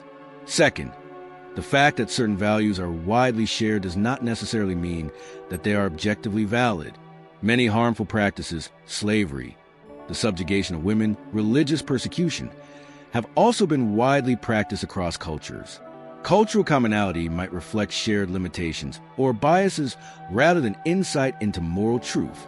Third, identifying genuine overlapping consensus requires careful interpretation of cultural practices and beliefs. Surface similarities may hide deeper differences, while apparent differences may mask underlying similarities. This interpretive work inevitably involves judgments about what different cultures really believe that may be influenced by the interpreter's own cultural background. A different approach to cross-cultural moral judgment appeals to the idea of moral expertise. Just as some people have greater expertise in science, art, or other domains, perhaps some people have greater moral insight that qualifies them to make cross-cultural moral judgments. Moral experts might include people with extensive cross-cultural experience, deep knowledge of moral philosophy, or demonstrated wisdom in moral reflection. This approach could potentially justify criticism of practices like honor killing by appealing to the judgments of people with special moral expertise rather than to universal principles or cultural consensus. If people with the best qualifications for making moral judgments consistently condemn certain practices, this might provide grounds for cross-cultural criticism. However, the moral expertise approach faces obvious problems. How do we identify moral experts without circular reasoning? If we judge moral expertise by agreement with our own moral beliefs, then appeals to moral experts simply disguise appeals to our own cultural values. If we use other criteria, education, experience, wisdom, we need arguments for why these qualities are relevant to moral judgment that do not themselves presuppose particular moral beliefs. Moreover, even if moral expertise exists, experts from different cultural backgrounds might reach different conclusions about controversial practices. Western moral philosophers might condemn honor killing, while scholars trained in Islamic jurisprudence might defend it under certain circumstances. Appeals to moral expertise would not resolve cross-cultural moral disagreements if experts themselves disagree. The problem of cross-cultural moral judgment thus reveals fundamental tensions in thinking about morality and cultural diversity. Relativism promises to respect cultural differences, but seems to undermine the possibility of moral criticism and cooperation. Universalism provides foundation for moral judgment, but may impose the values of dominant cultures on others. Modern positions attempt to balance these concerns, but face their own theoretical and practical challenges. Perhaps the most promising approaches recognize that cross-cultural moral judgment is possible but difficult, requiring careful attention to cultural context, genuine dialogue between different perspectives, and humility about the limitations of any single moral framework. Such approaches might support criticism of practices like honor killing, while acknowledging the complexity of cultural change and the importance of local agency in moral development. This more nuanced understanding suggests that the problem of cross-cultural moral judgment cannot be resolved through simple formulas, but requires ongoing dialogue, careful reasoning, and mutual respect between people from different cultural backgrounds. The goal is not to eliminate cultural differences or impose more uniformity, but to find ways of living together in a diverse world while maintaining commitments to human dignity and justice. Part 7, Modern Challenges and Context. In December 2021, Frances Haugen, a former Facebook product manager, testified before the United States Senate about the company's internal research showing that Instagram's algorithms were causing significant psychological harm to teenage users, particularly young women. Haugen revealed that Facebook executives were aware that their platform promoted content that increased anxiety, depression, and body dysmorphia among vulnerable users, yet they prioritized engagement and profit over user well-being. The revelation sparked a global conversation about technology ethics, but the responses vary dramatically across different cultural contexts. In the United States, the debate focused primarily on individual rights, corporate responsibility, and market regulation. American critics emphasized personal autonomy, arguing that users should have a right to make informed choices about social media use, and that companies should be transparent about algorithmic effects. In China, however, the government had already implemented strict regulations on social media platforms, limiting screen time for minors and requiring companies to prioritize educational content. Chinese officials viewed the American approach as evidence of Western individualism's failure to protect collective social welfare. They argued that strong state intervention was necessary to prevent technology companies from exploiting users for profit. European regulators took yet another approach, focusing on privacy rights and data protection through comprehensive legislation like the General Data Protection Regulation, GDPR. European policymakers emphasize human dignity and the need to protect individual privacy while maintaining democratic values and preventing authoritarian overreach. Meanwhile, in many developing nations, the primary concern was not algorithmic harm, but digital access and economic development. Countries struggling with poverty and limited internet infrastructure viewed social media platforms as essential tools for economic participation and social connection, even if they carried psychological risks. This divergence in responses to technology ethics illustrates one of the most pressing challenges facing moral relativism in our interconnected world. How we navigate moral questions when local cultural values collide with global technological systems that transcend national boundaries. The digital age has created unprecedented moral complexities that earlier generations of philosophers could never have anticipated. Social media platforms, artificial intelligence systems, and global communication networks operate simultaneously across hundreds of different cultural contexts, each with its own moral frameworks and regulatory approaches. A single algorithm designed in Silicon Valley affects billions of users across cultures that may have fundamentally different concepts of privacy, community, individual rights, and appropriate social behavior.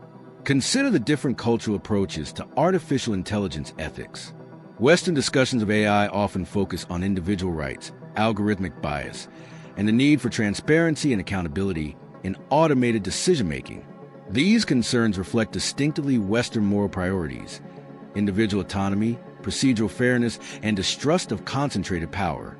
In contrast, many East Asian societies approach AI ethics through the lens of collective harmony and social stability. Chinese AI governance emphasizes the technology's potential to improve social coordination, reduce crime, and optimize resource allocation for collective benefit. While Western critics worry about surveillance and individual privacy, Chinese policymakers see AI monitoring as a tool for maintaining social order and protecting collective welfare. Islamic scholars approaching AI ethics might emphasize different values entirely, focusing on the technology's compatibility with religious principles, its effects on moral development, and its role in supporting just governance according to Islamic law.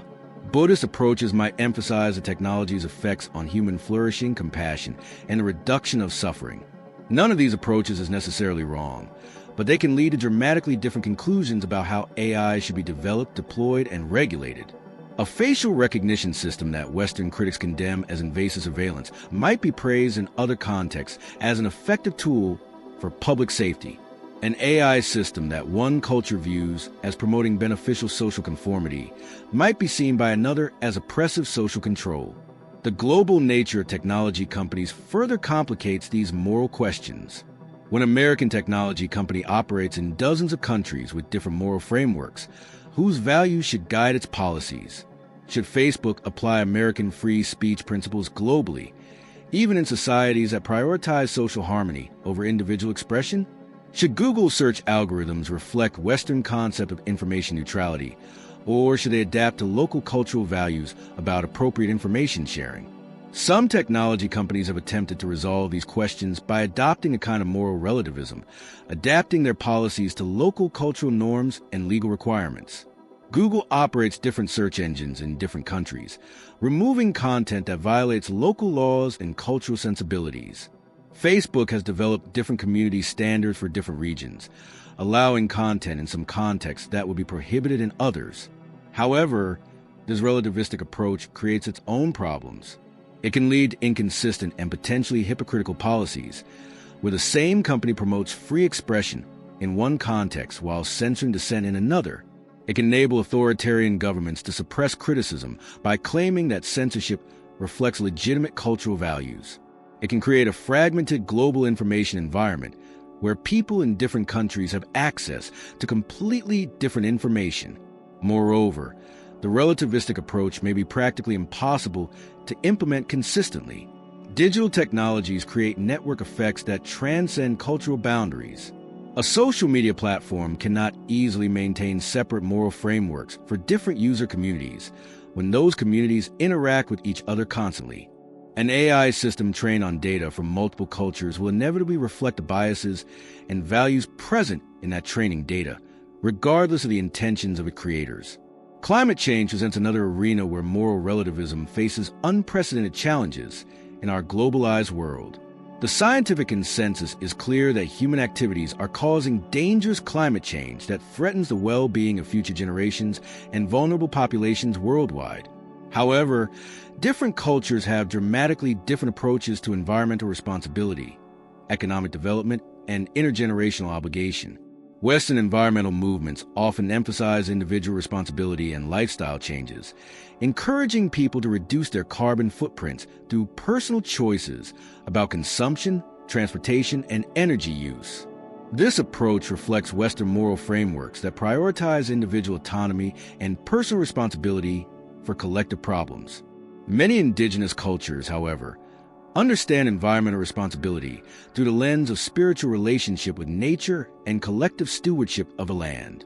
Indigenous environmental activists often criticize Western approaches as inadequate because they fail to address the spiritual and cultural dimensions of environmental degradation. They argue that effective environmental protection requires fundamental changes in humanity's relationship with the natural world, not just technical fixes and individual behavior changes. Developing nations often approach climate ethics through the lens of justice and development rights.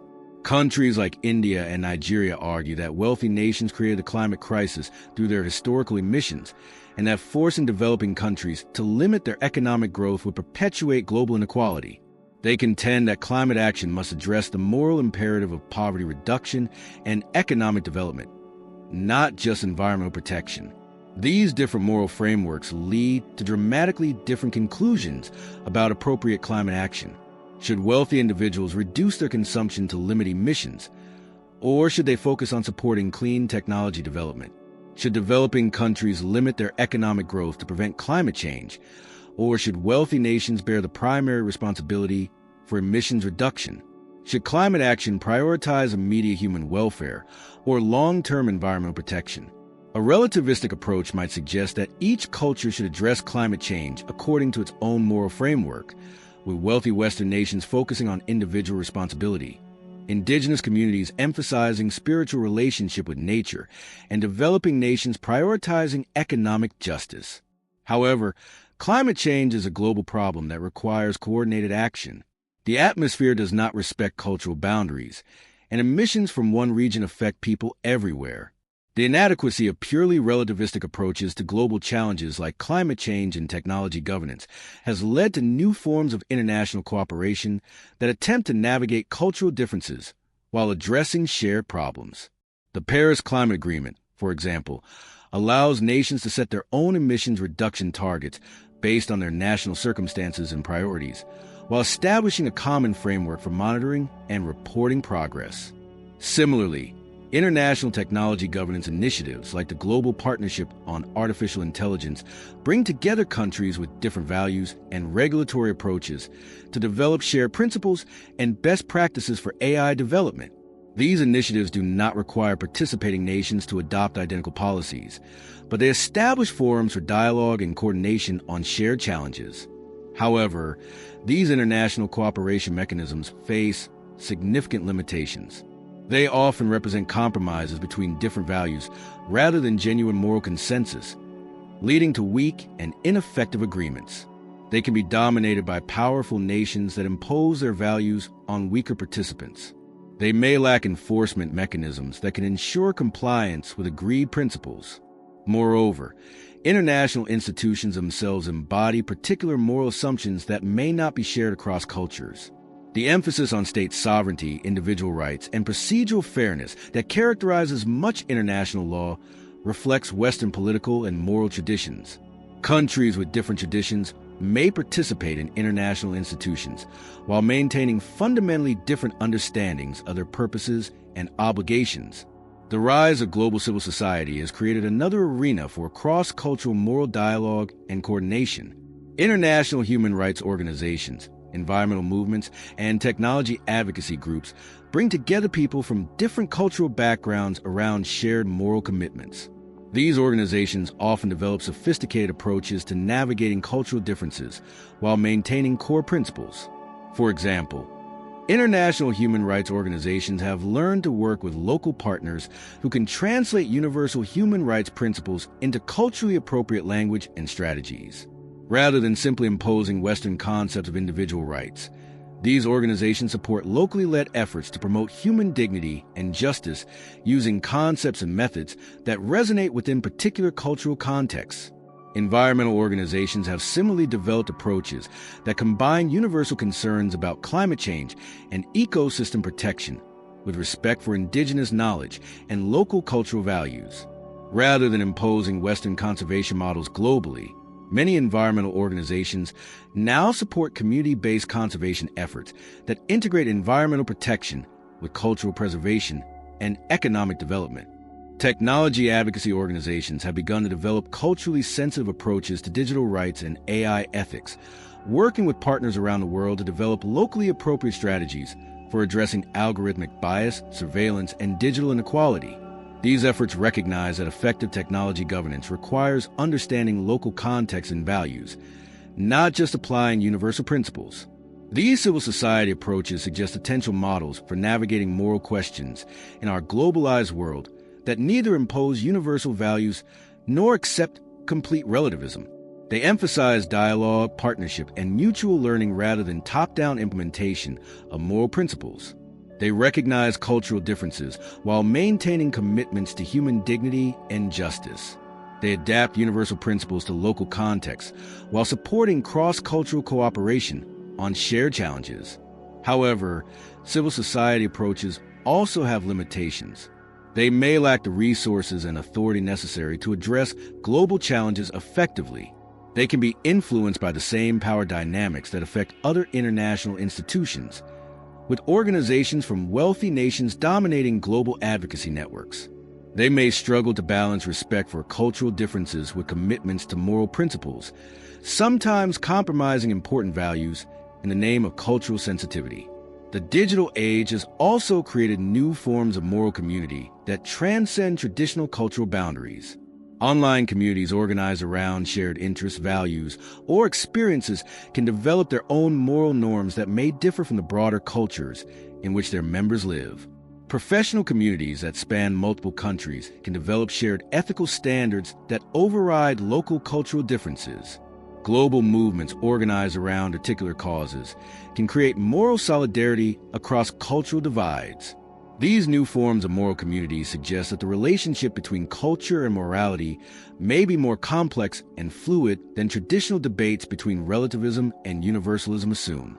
Rather than being determined by fixed cultural membership, moral beliefs and commitments may be shaped by multiple overlapping communities and identities that evolve over time. This complexity creates both opportunities and challenges for moral reasoning in our globalized world. It provides new possibilities for cross-cultural dialogue and cooperation, as people from different backgrounds can find common ground through shared participation in global communities. It also creates new forms of moral conflict, as individuals navigate competing moral demands from different communities to which they belong. The question for moral philosophy in the digital age is not simply whether moral truth is relative or universal, but how we can develop approaches to moral reasoning that acknowledge cultural differences while enabling cooperation on shared challenges. This requires new forms of moral dialogue that are sensitive to cultural context, but not paralyzed by cultural differences, committed to core human values, but not dogmatic about their application, and capable of evolving in response to changing circumstances while maintaining moral integrity. Part 8. Philosophical Synthesis and Middle Paths. Dr. Amina Hassan, a medical ethicist working with Doctors Without Borders, faced a profound dilemma while treating patients in a remote village in Afghanistan in 2019. A 13-year-old girl named Fatima had been brought to a makeshift clinic with severe complications from a difficult childbirth, a consequence of child marriage that was culturally accepted in the community but violently opposed by Hassan's own moral convictions and medical training. As Hassan worked to save both mother and child, she grappled with questions that extended far beyond immediate medical care. Should she simply treat the medical complications and remain silent about the underlying practice of child marriage? Should she speak out against what she saw as a harmful tradition, potentially alienating the community and jeopardizing her ability to provide care to other patients? How could she honor both her commitment to universal human rights and her respect for cultural differences? Hassan's approach illustrated what philosophers call contextual universalism, the idea that while certain moral principles may be universal, their application must be sensitive to local context and implemented through culturally appropriate methods, rather than condemning the community's practices outright. She began conversations with village elders, traditional healers, and women's groups about the health risks associated with early pregnancy. She shared medical evidence about maternal mortality and child development while listening carefully to community concerns about social stability, economic security, and religious obligations. Over time, Hassan helped the community develop new practices that preserve their values of family honor and social cohesion while protecting young women's health. They established informal agreements that marriages could be arranged early, but physical consummation would be delayed until after a girl's 18th birthday. They created support systems for young mothers and educational programs that helped families understand the health risks of early pregnancy without abandoning their cultural values entirely. This approach avoided the twin pitfalls of rigid universalism and uncritical relativism. Hassan neither imposed external values on the community nor accepted harmful practices as beyond criticism. Instead, she engaged in a kind of patient, respectful dialogue that moral philosophers increasingly recognize as essential for navigating ethical differences across cultural boundaries. Hassan's experience points toward what many contemporary philosophers see as a promising alternative to the stark choice between moral relativism and moral universalism. Rather than viewing these positions as mutually exclusive, a growing number of thinkers are developing more nuanced approaches that attempt to preserve the insights of both while avoiding their respective problems. One such approach is moral pluralism, which suggests that there may be multiple valid moral frameworks that cannot be reduced to a single set of principles or ranked in a clear hierarchy. Unlike relativism, moral pluralism maintains that moral judgments can be objectively true or false. Unlike universalism, it denies that there is only one correct moral framework that applies to all situations. The moral pluralist might argue that both individual rights-based ethics and community-centered virtue ethics capture genuine moral insights that cannot be fully reconciled. A rights-based approach correctly emphasizes the importance of individual autonomy and protection from harm. A virtue-based approach correctly emphasizes the importance of character development and social relationships. Neither approach is complete by itself, and different situations may call for different moral frameworks. This pluralistic perspective helps explain why moral conflicts across cultures often seem so intractable. When Western human rights advocates criticize traditional practices in other societies, they may be applying a perfectly valid moral framework, one that emphasizes individual autonomy and protection from harm. When traditional communities defend these same practices, they may be applying an equally valid moral framework, one that emphasizes social cohesion, respect for ancestors, and collective well-being. The conflict arises not because one side is morally blind or malicious, but because they're applying different but equally legitimate moral lenses to complex situations. The challenge of moral reasoning is not to determine which framework is correct, but to find ways of honoring the valid insights of each while addressing the specific features of particular moral challenges. However, moral pluralism faces several important objections. Critics argue that it may be just as paralyzing as relativism when it comes to making practical moral decisions. If multiple moral frameworks are equally valid, how do we choose between them when they conflict?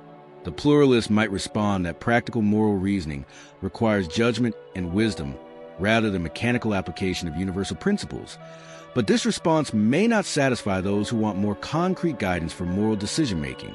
Moreover, pluralism may face the same internal consistency problems as relativism. When pluralists argue that multiple moral frameworks are equally valid, they seem to be making a universal claim about the nature of morality that goes beyond any particular cultural perspective. This meta-ethical commitment to pluralism may itself represent a particular moral outlook that not all cultures share. A different approach to navigating between relativism and universalism appeals to evolutionary biology and psychology to ground moral reasoning in human nature rather than cultural convention or abstract philosophical argument. Evolutionary ethicists argue that moral intuitions reflect adaptations that helped our ancestors survive and reproduce in social groups. These evolved moral dispositions create constraints on viable moral systems while allowing for significant cultural variation in their expression. From this evolutionary perspective, certain moral concerns, such as care for offspring, reciprocity in social relationships, and coordination to solve collective problems, are universal features of human psychology that will appear in some form in all viable moral systems. However, the specific ways these concerns are expressed can vary dramatically across cultures depending on ecological conditions, social structures, and historical circumstances. This evolutionary approach provides a naturalistic foundation for cross-cultural moral dialogue without requiring agreement on abstract philosophical principles. Rather than debating whether individual rights or collective harmony is more important in the abstract, people from different cultures can examine how different moral systems address universal human needs and concerns. They can evaluate moral practices based on their effectiveness in promoting human flourishing rather than their conformity to particular philosophical frameworks. The evolutionary approach has attracted criticism from philosophers who worry that it commits the naturalistic fallacy, deriving moral conclusions from factual premises about human evolution. Critics argue that the fact that certain moral intuitions were adaptive in ancestral environments does not necessarily make them correct in contemporary contexts. Evolved moral dispositions may be biased, inconsistent, or inappropriate for modern challenges like global cooperation and environmental protection. Evolutionary ethicists respond that they are not simply deriving moral conclusions from evolutionary facts, but rather using evolutionary insights to understand the psychological foundations of moral reasoning. Understanding the evolved basis of moral intuitions can help us evaluate which moral practices are likely to be psychologically sustainable and which are likely to create conflict or instability. Another promising approach focuses on the pragmatic consequences of different moral frameworks rather than their theoretical foundations. Pragmatic approaches to ethics emphasize what works rather than what is true in some abstract sense. They evaluate moral systems based on their effectiveness in solving practical problems, promoting human well-being, and enabling social cooperation rather than their conformity to universal principles or cultural traditions. From a pragmatic perspective, the debate between relativism and universalism may be less important than the question of how different moral approaches perform in practice. A moral system that promotes peace, prosperity, and human flourishing may be preferable to one that creates conflict and suffering, regardless of whether it can claim universal validity or cultural authenticity. This pragmatic approach has several advantages. It provides concrete criteria for evaluating moral systems that do not require agreement on abstract philosophical questions. It encourages experimentation and learning from moral experience rather than dogmatic adherence to theoretical commitments. It allows for moral progress without requiring belief in objective moral truth. The pragmatic approach also creates space for what philosophers call moral learning between cultures. Rather than viewing cultural differences as barriers to moral understanding, pragmatists see them as opportunities to learn about different approaches to common human challenges. Cultures that have developed effective practices for addressing particular problems can share their insights with others, leading to moral progress that benefits everyone. For example, Western societies might learn from indigenous cultures about sustainable relationships with the natural environment. Indigenous societies might learn from Western cultures about protecting individual rights and promoting scientific knowledge. Neither tradition has all the answers, but both have developed valuable insights that can contribute to human flourishing. However, the pragmatic approach faces its own challenges. Different people may disagree about what constitutes working or human flourishing, making it difficult to evaluate moral systems objectively. The emphasis on consequences may lead to moral theories that justify harmful means if they produce beneficial ends. The focus on practical effectiveness may undervalue important moral considerations like justice, dignity, and intrinsic rights that are difficult to measure empirically. A more sophisticated approach attempts to combine insights from pluralism, evolutionary psychology, and pragmatism into what might be called contextual universalism. This approach maintains that there are universal human values and needs that constrain viable moral systems, while allowing for significant cultural variation in how these values are expressed and balanced. Contextual universalism suggests that all human societies must address certain fundamental moral challenges. How should we care for children and vulnerable members? How should we allocate resources and resolve conflicts? How should we balance individual desires with collective needs? How should we relate to the natural environment and future generations? These challenges arise from universal features of human psychology and social life.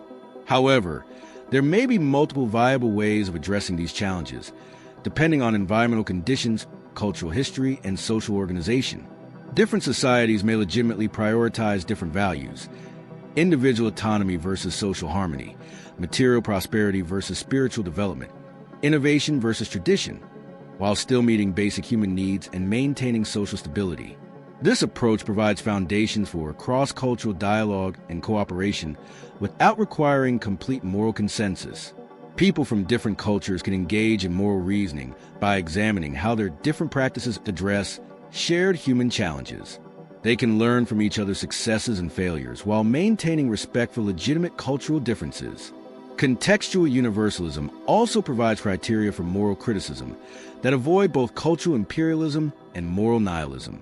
Practices that systematically undermine basic human capacities, such as extreme forms of oppression, violence, or deprivation, can be criticized as failing to meet universal human needs regardless of their cultural context.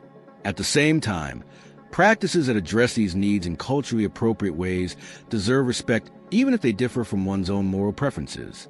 The contextual universalist approach has been applied successfully in various international development and human rights contexts.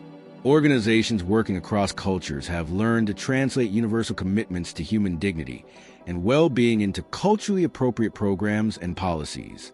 Rather than imposing uniform solutions, they work with local partners to develop approaches that honor both universal human rights and particular cultural values.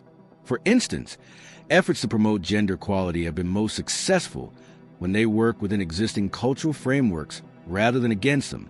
Programs that emphasize women's roles as mothers and community leaders may be more effective than those that emphasize individual autonomy in societies that prioritize collective identity. Educational initiatives that connect literacy with religious study may be more successful than secular approaches in traditional communities. Similarly, environmental protection efforts have been most effective when they build on existing cultural values and practices rather than imposing external conservation models. Community-based conservation programs that integrate environmental protection with cultural preservation and economic development have achieved better results than top-down approaches that ignore local priorities and capabilities. These practical successes suggest that contextual universalism may offer a viable path forward for moral reasoning in a diverse world. By maintaining commitments to universal human dignity while respecting cultural differences, this approach provides foundations for both moral criticism and cross-cultural cooperation. However, contextual universalism still faces important theoretical and practical challenges.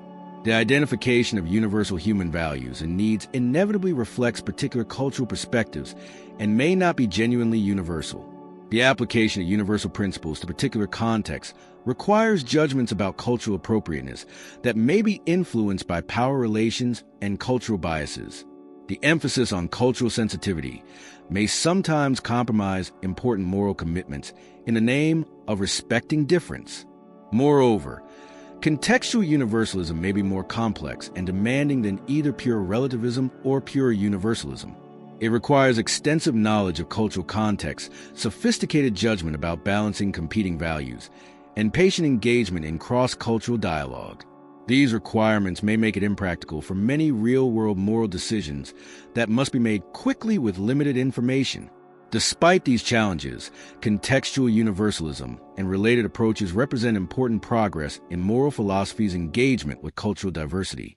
They suggest that the choice between relativism and universalism may be a false dilemma that prevents us from developing more sophisticated approaches to moral reasoning across cultures. By drawing on insights from multiple philosophical traditions and empirical research about human psychology and social organization, these approaches point toward more nuanced and practical ways of navigating moral differences in our interconnected world. The development of these middle path approaches reflects broader changes in how philosophers think about moral reasoning itself. Rather than seeking timeless truths or universal principles that can be applied mechanically to moral problems, contemporary moral philosophy increasingly emphasizes the importance of practical wisdom, cultural sensitivity, and ongoing dialogue in moral decision-making. This shift does not abandon the search for moral truth, but it recognizes that moral truth may be more contextual and complex than previous generations of philosophers assumed. Hashtag Part 9. Conclusion: Living with Moral Complexity. Maria Santos stands at the podium in the United Nations headquarters in New York, representing a coalition of indigenous rights organizations from across Latin America. Behind her, delegates from 193 nations prepare to vote on a resolution concerning indigenous land rights and environmental protection. The resolution has taken 3 years to negotiate, involving compromises that satisfy no one completely, but offer hope for progress that benefits everyone. Santos reflects on the journey that brought her here. Born in a Guarani community in the Brazilian Amazon, she witnessed firsthand the devastating effects of deforestation, mining, and agriculture expansion on both her people's way of life and the global climate. Yet she also understood that the solutions proposed by international environmental organizations often failed to account for the complex realities of indigenous communities, developing nations, and local economies. As a young activist, Santos initially embraced a confrontational approach, denouncing Western environmentalism as cultural imperialism and demanding complete sovereignty over indigenous territories. However, her experience working with affected communities across different cultures gradually taught her that moral purity was a luxury that vulnerable people could not afford. The choice was not between perfect solutions and imperfect ones, but between imperfect progress and noble failure. The resolution before the UN reflects this hard-won wisdom. It establishes international principles for protecting indigenous rights and environmental integrity while allowing significant flexibility for national implementation. It requires meaningful consultation with indigenous communities without giving them absolute veto power over national policies. It recognizes traditional ecological knowledge while supporting scientific research and monitoring. It promotes cultural preservation while acknowledging that cultures evolve and change. Critics from various perspectives denounce the resolution as inadequate. Radical environmentalists argue that it does not go far enough to protect ecosystems from destruction. Indigenous sovereignty advocates contend that it maintains colonial power structures. Development economists worry that it will impede poverty reduction in poor countries. National sovereignty defenders claim that it violates legitimate state authority. Yet Santos has learned that moral progress often requires accepting solutions that no one finds completely satisfactory. The question is not whether the resolution perfectly embodies justice, but whether it makes the world marginally better for the people who will be affected by it.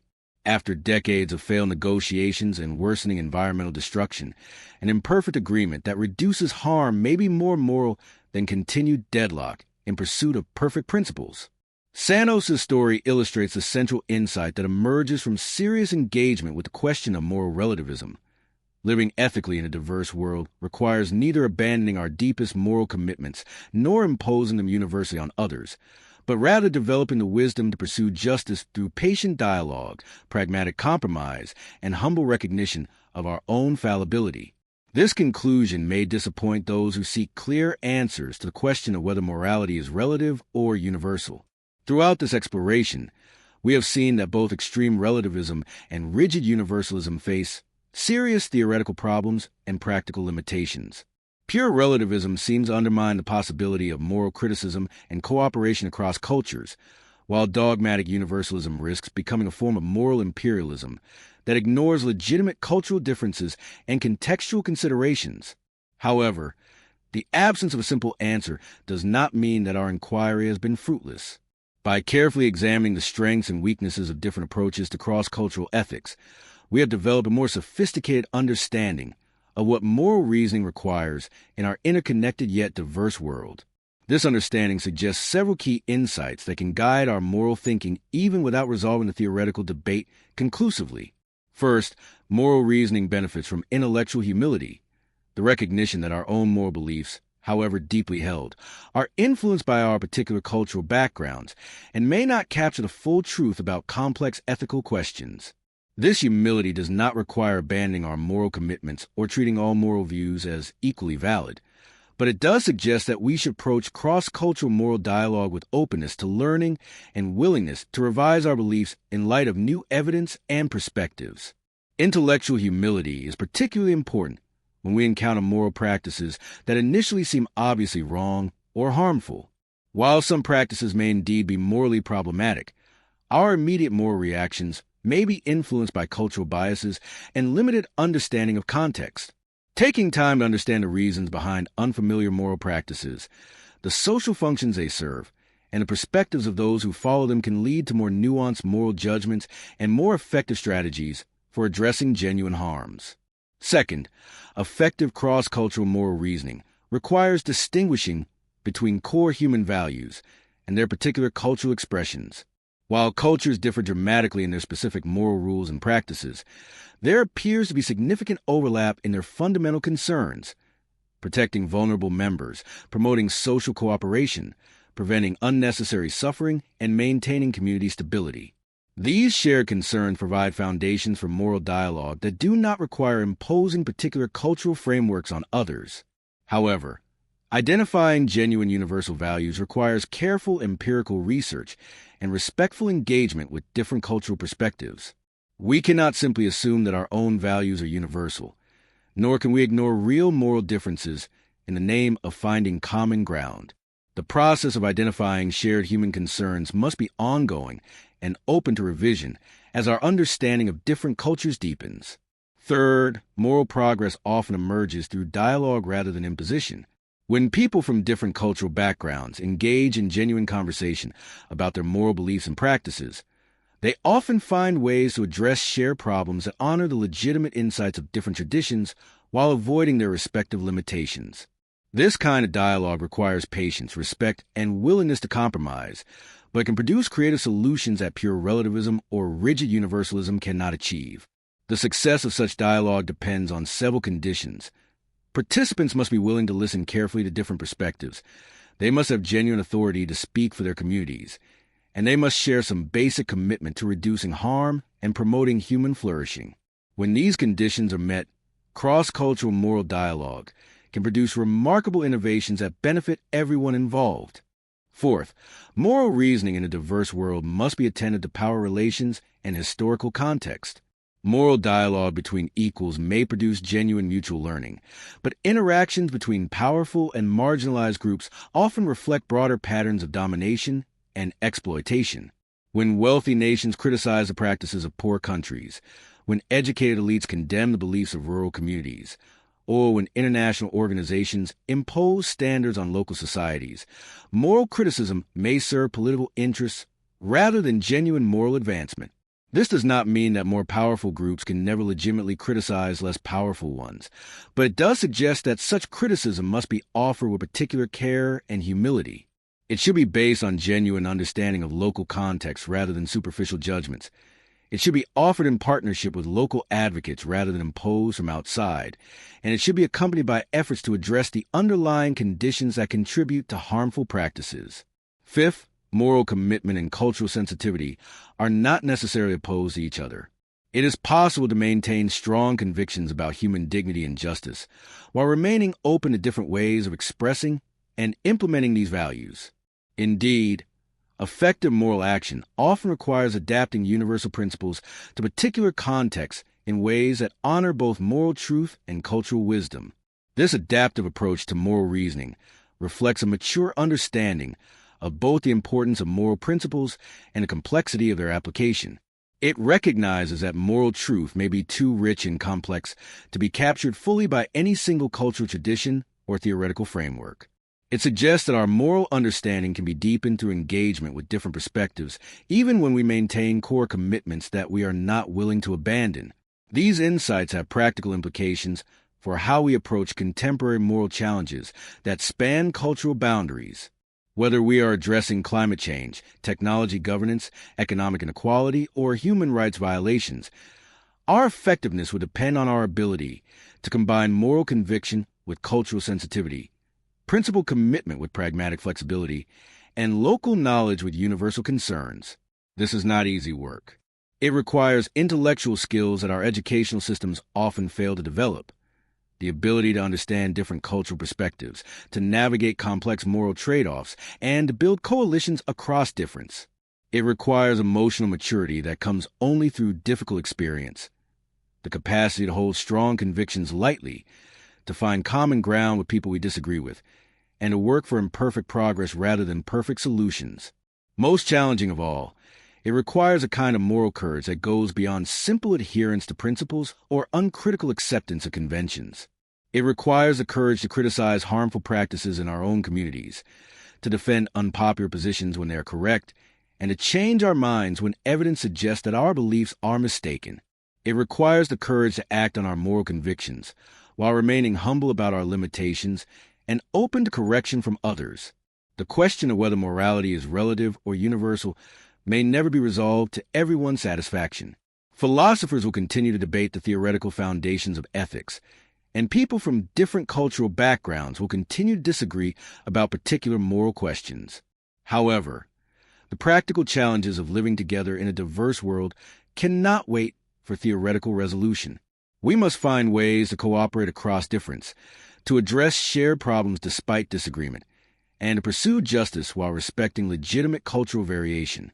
This requires moving beyond the sterile debate between relativism and universalism toward more nuanced approaches that can guide action in an uncertain world.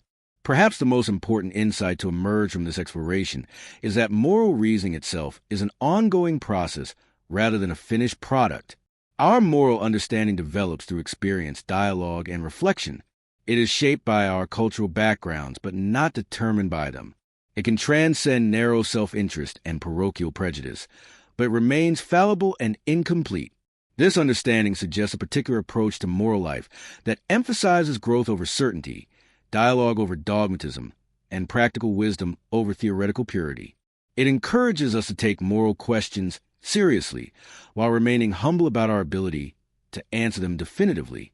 It calls us to act on our convictions while remaining open to learning from others. In the end, the question may not be whether morality is relative or universal, but how we can be both morally committed and intellectually humble in our complex world. How can we maintain strong convictions about justice, compassion, and human dignity while remaining open to different ways of understanding and implementing these values? How can we work for moral progress while respecting legitimate cultural differences? How can we address urgent moral challenges while building the cross-cultural understanding that sustainable solutions require? These questions do not have simple answers, but they point toward a way of moral life that is both principled and pragmatic, both committed and humble. They suggest that our highest moral calling may not be to discover absolute moral truth, but to participate thoughtfully and courageously in the ongoing human conversation about how we should live together on this shared planet. The conversation continues in countless contexts around the world, in families navigating cultural change, in communities addressing local problems, in organizations working across national boundaries, and in international forums seeking global cooperation. Each of these conversations offers opportunities to practice the kind of moral reasoning that our diverse world requires, reasoning that is informed by universal human concerns, but sensitive to particular contexts, committed to reducing harm and promoting flourishing, but realistic about the constraints we face. As we participate in these conversations, we carry forward the insights and questions that have emerged from centuries of philosophical reflection on morality and cultural difference. We may not have final answers, but we have better questions, more sophisticated analytical tools, and deeper appreciation for both the importance of moral reasoning and the humility it requires. This is perhaps enough to guide us as we work together to build a world that honors both our shared humanity and our magnificent diversity.